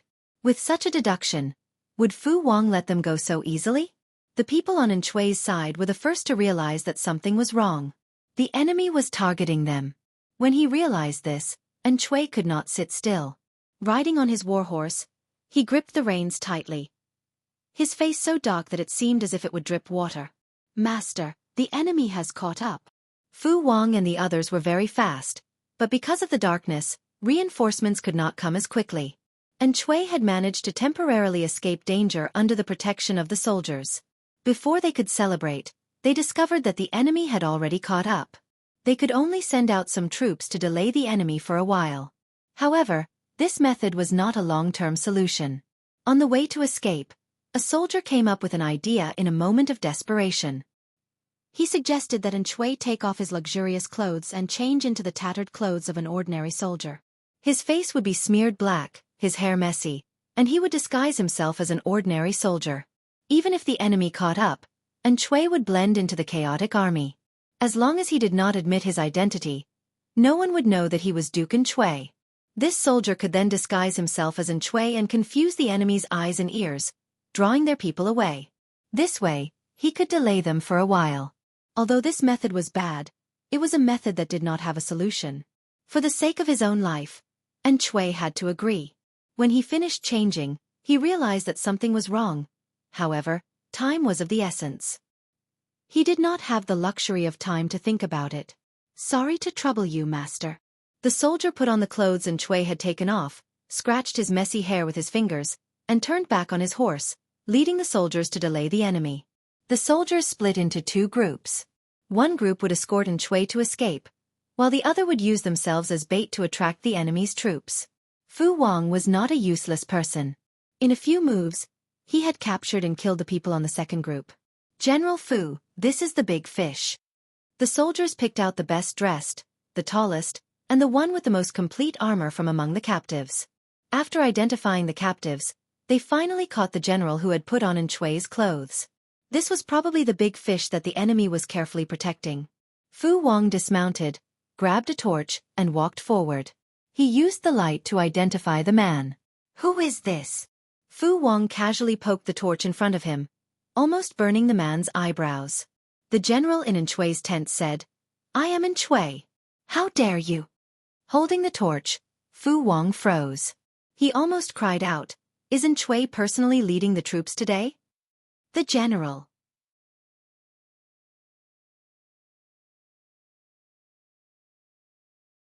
Chapter 1684.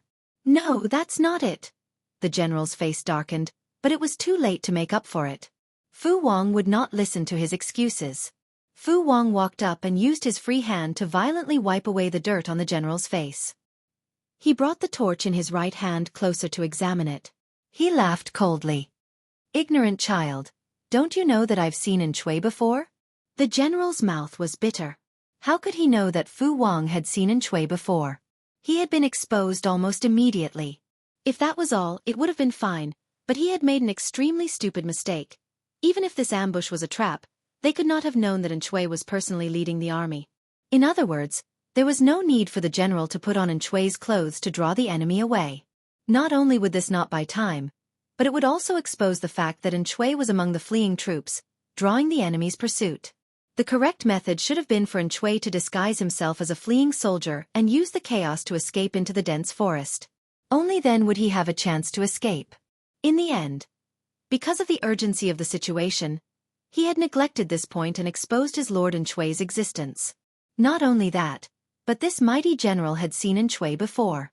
Once Xueqi was captured, there was basically no hope of escape. Thinking of this, the general was so regretful that he wanted to commit suicide. Fu Wang observed the captive's expression coldly. He had already figured it out. He had lied. Fu Wang had never seen Xueqi in person, only his portrait. He had lied to deceive the captive. Men.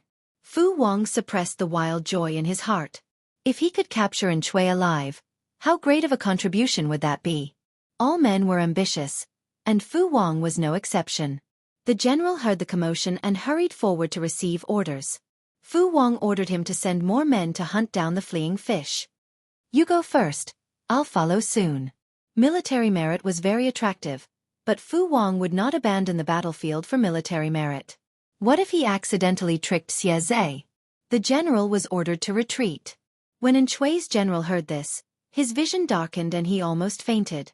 Fu Wang glanced disdainfully at the captured enemy general. He was stupid, but he still thought himself clever. It was time for him to train his brain. The deputy general had been Fu Wang's right-hand man for many years. He had once followed Fu Wang's adoptive father, Fu Yang, when he was young. Now, he was also an experienced and prudent old man. Fu Wang was completely at ease, leaving the heavy responsibility of pursuing Xueqi to him. Even if Si Jiang could not catch Xueqi, he would not let Xueqi escape so easily. Once Fu Wang settled the situation on this side, he would quickly catch up to them.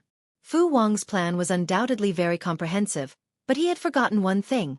His lord was focused on snatching the kill.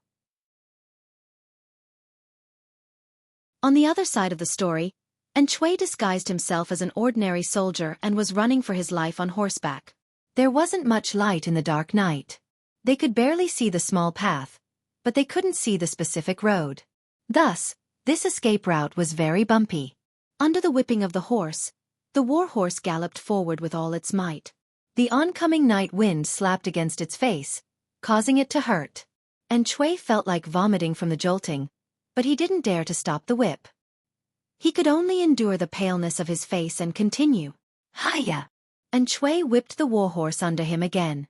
The warhorse neighed in pain. Its front hooves suddenly missed their footing, and its strong body fell forward. They didn't know what it had touched, but the horse's leg made a bone-cracking sound. The warhorse's body fell heavily to the ground due to inertia. Xueqi was also thrown backward by the force of the fall. He rolled on the ground twice, his teeth scraping against the skin of his mouth. The thick taste of blood spread in his mouth. The others couldn't care less about the half-dead warhorse. They hurriedly pulled on the reins to stop the warhorse and dismounted to help Xueqi up. Xueqi's luck was pretty good. Even after such a heavy fall, he had only loosened his front teeth, seen stars, and suffered some superficial wounds. If he had been unlucky, his organs might have been displaced by the weight of the warhorse. "My lord! My lord!" Cries of "my lord" rang out in Xueqi's ears. Xueqi took a few deep breaths before he managed to regain his composure. He felt like he was standing on solid ground. When he thought back to the dangerous scene just now, he was very flustered. He had almost thought that he was going to die. "I'm fine. Time is of the essence. Let's leave as soon as possible." Xueqi raised a hand and wiped his face heavily. He accidentally pressed down on the bruises on his face, and the pain made him suck in a cold breath. "This general has offended you." A certain general helped Xueqi onto his warhorse. After he was seated properly, he flipped himself onto the horse. He grabbed the reins and lashed out with his whip. The fleeing group that had stopped set off once again. Everyone's hearts were in their throats. They didn't dare to stop. Even so, they had still been discovered by the enemy. The sound of hooves behind them was getting closer. The two sides were in hot pursuit, and the distance between them was very close. When the sound of hooves entered Xueqi's ears, it didn't sound like they were stepping on the ground, but more like they were stepping on his heart to hasten his death. "Chase them, they're right ahead." "Hiya!" The hooves of the horses stomped on the ground, causing the sand on the ground to tremble slightly as if an earthquake had occurred. This scene reminded Xueqi of his great escape experience in the past.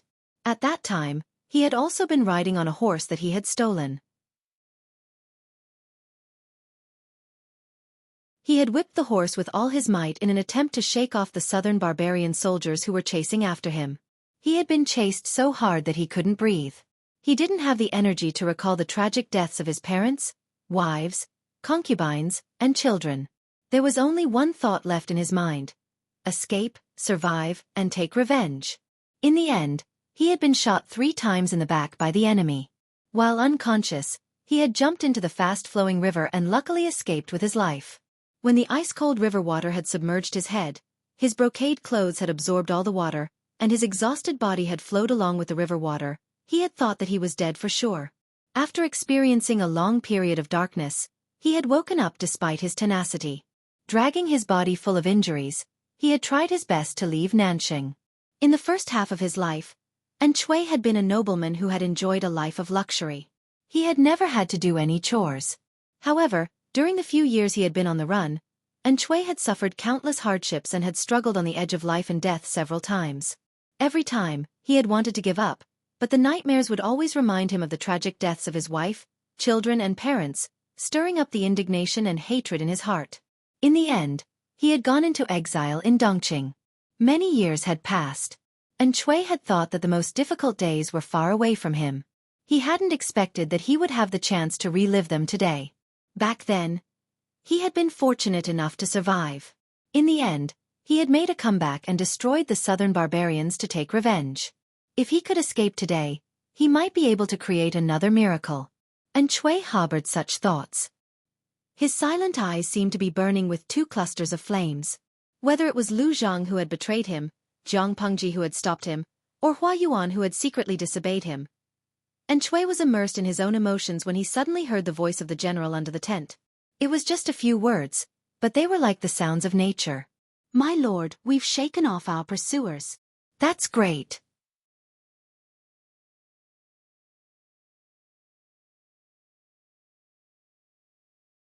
Chapter 1685.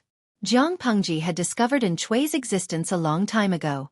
Just as she had expected, the other party had chosen her direction in a panic when they were escaping.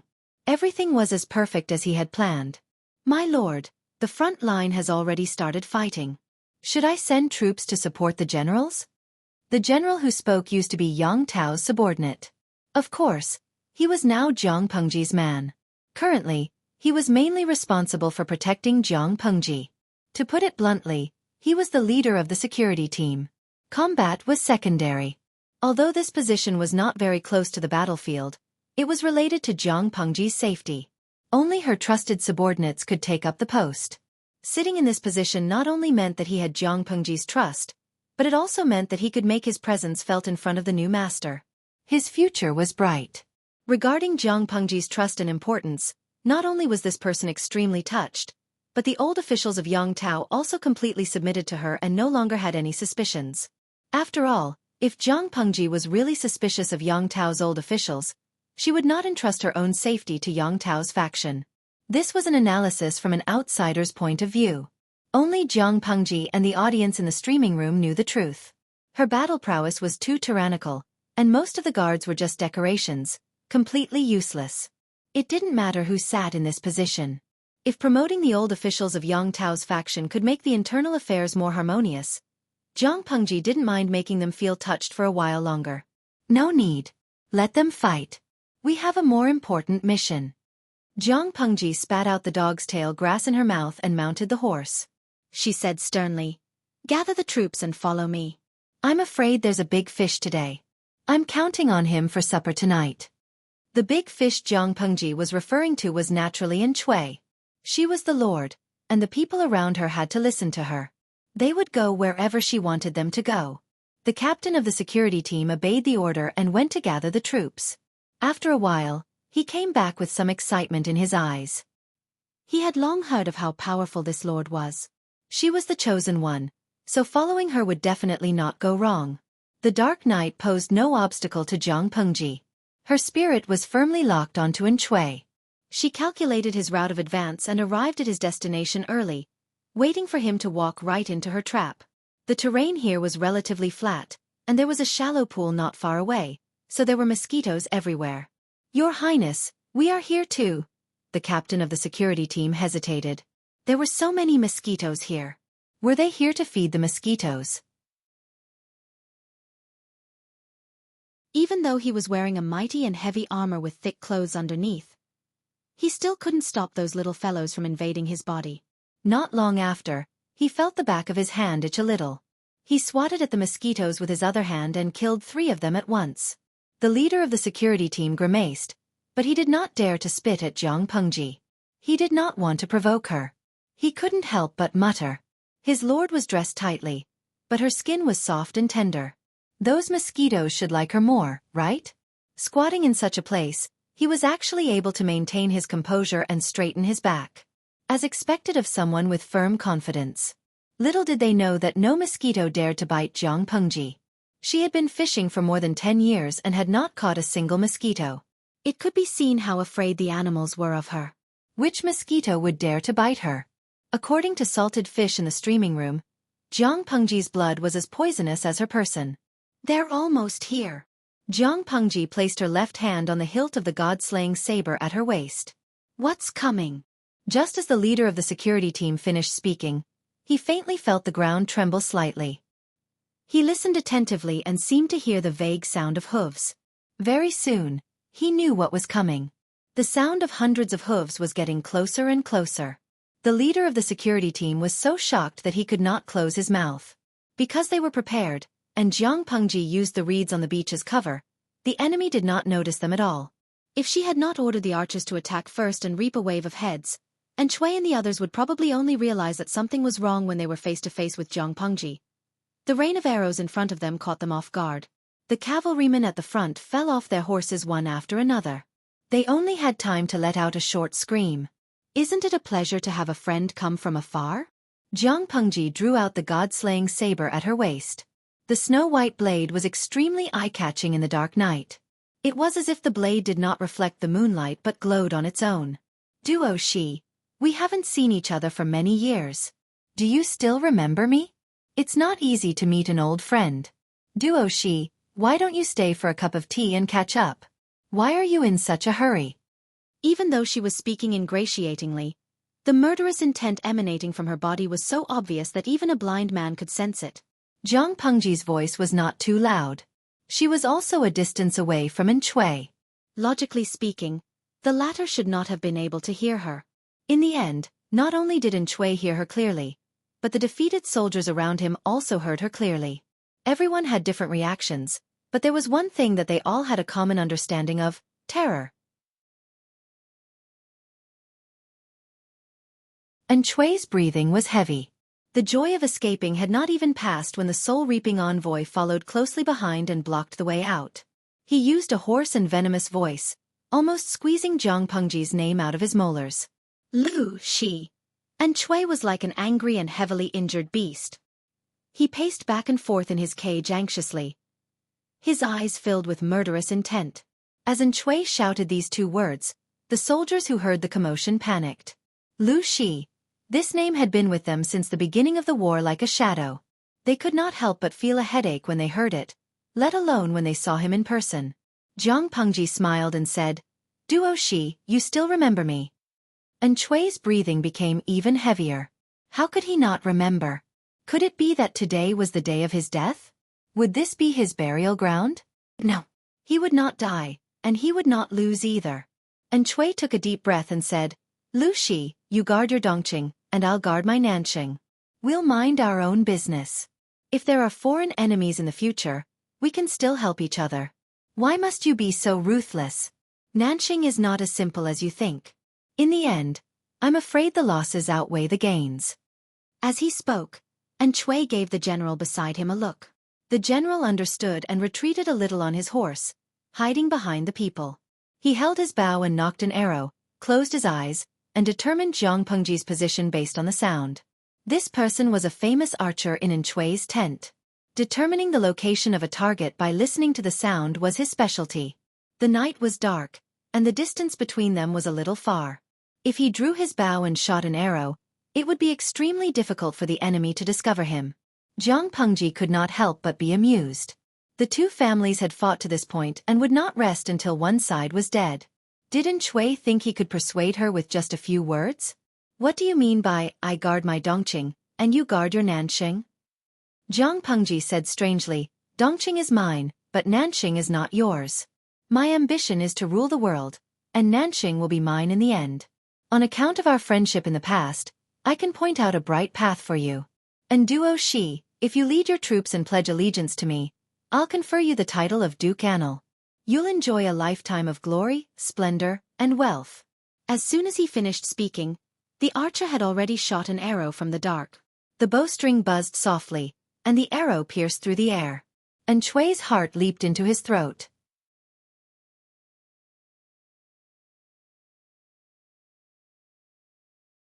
Chapter 1686. My leg! The sudden pain made Xueqi cry out in pain. The war horse he was riding neighed loudly because of it. Sometimes it raised its front hooves, and sometimes it kicked its hind legs. The more violently it moved, the deeper the arrowhead buried in the horse's body, tearing and stirring its flesh. Fresh blood flowed from the wound. The war horse was startled and jumped around. The person on the horse suffered even more. Xueqi was even more unlucky. He was thrown off the horse for the second time. If someone hadn't grabbed his collar when he fell off the horse, he would have suffered a concussion.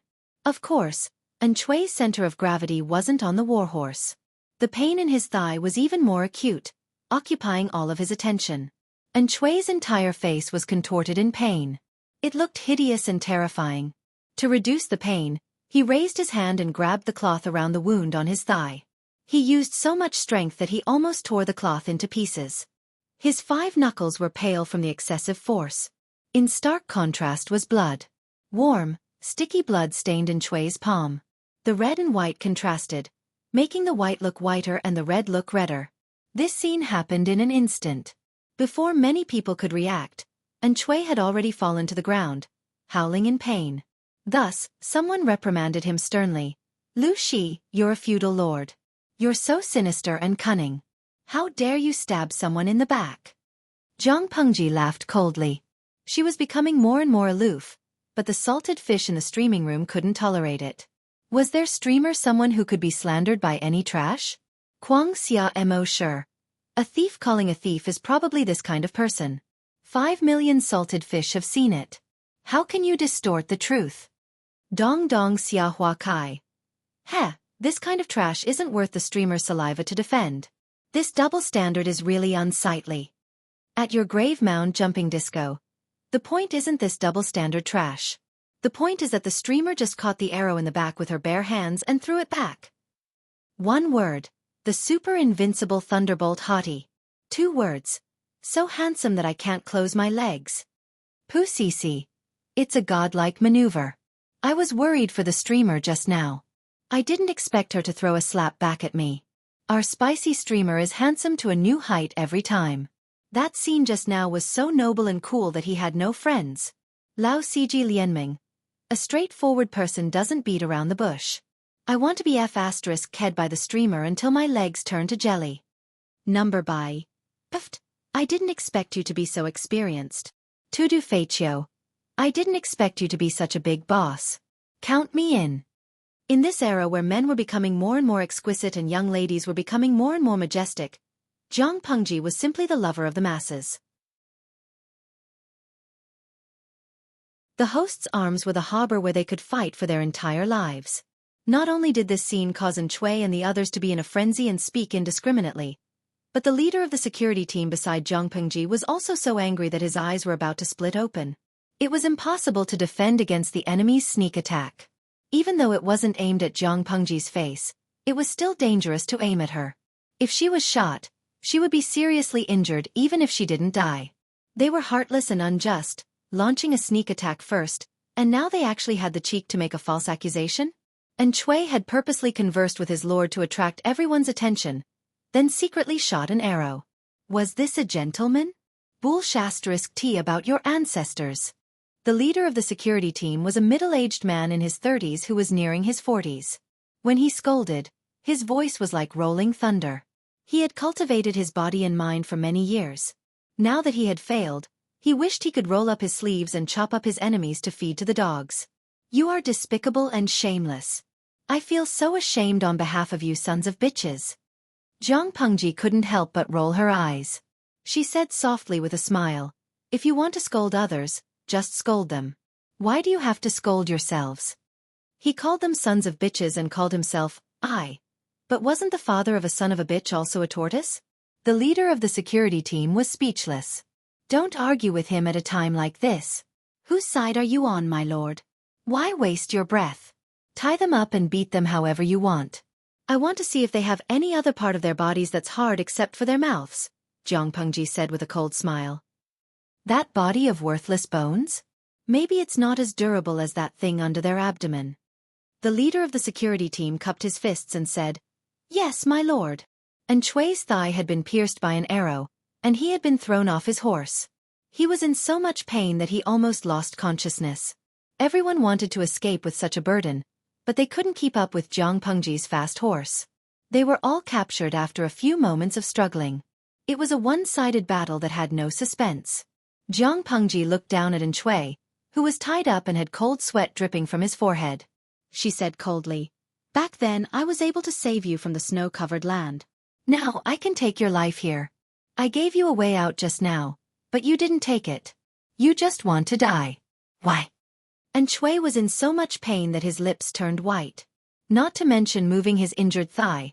Even breathing would affect his wound. With difficulty, he revealed a mocking smile and said, Lu Lanting, why do you need to pretend to be benevolent and righteous? No matter how I pretend to be benevolent and righteous, didn't I let you drag out an ignoble existence for so many years? You should be deeply grateful. Zhang Pengji raised her foot and used the tip of her shoe to grind against the area near his wound. And Xueqi screamed in pain again, but she lectured him expressionlessly. A drop of water should be repaid with a spring of water. And Xueqi, this is called repaying a cold arrow. Humph, whether it's a blessing or a curse, you have to bear it yourself. When the captured minister of Xueqi saw how Jiang Pengji had humiliated him, he was so angry that smoke almost came out of his head.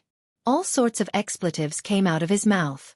Jiang Pengji admired these people with backbone, so she gave them a quick death by beheading them with a single slash of her sword. Many people were so shocked that they shut their mouths when they saw the man who had been cursing and swearing a second ago roll his head on the ground the next second. Winner takes all. Why don't you just accept your fate and admit defeat? You win fair and square, and you lose fair and square. Only the incompetent will bark like crazy. Jiang Pengji didn't even look at the man, but the effect was outstanding. Only those who were observant noticed that the man Jiang Pengji had just beheaded was the man who had secretly shot an arrow at Xueqi. Such a streamer had no soul if she didn't take revenge. And Xueqi endured the excruciating pain and said, "Lu Shi, you want me to admit defeat? Why don't you just kill me?" Jiang Pengji took the handkerchief from the leader of the security team and slowly wiped the blood off the blade of the god-slaying sword. "You're stubborn and unwilling to admit defeat, so I naturally won't spare you. But you're a feudal lord after all. Isn't it a waste of your talent to die here? No matter what, I have to make proper preparations and send you on your way with a bang, shouldn't I?" Jiang Pengji sheathed the god-slaying sword. Everyone had personally witnessed Jiang Pengji's eloquence. She could make people want to die at any moment. "Tie them all up and reward them according to their contributions when we return." The leader of the security team beamed with joy and said in a loud voice, "Yes, sir."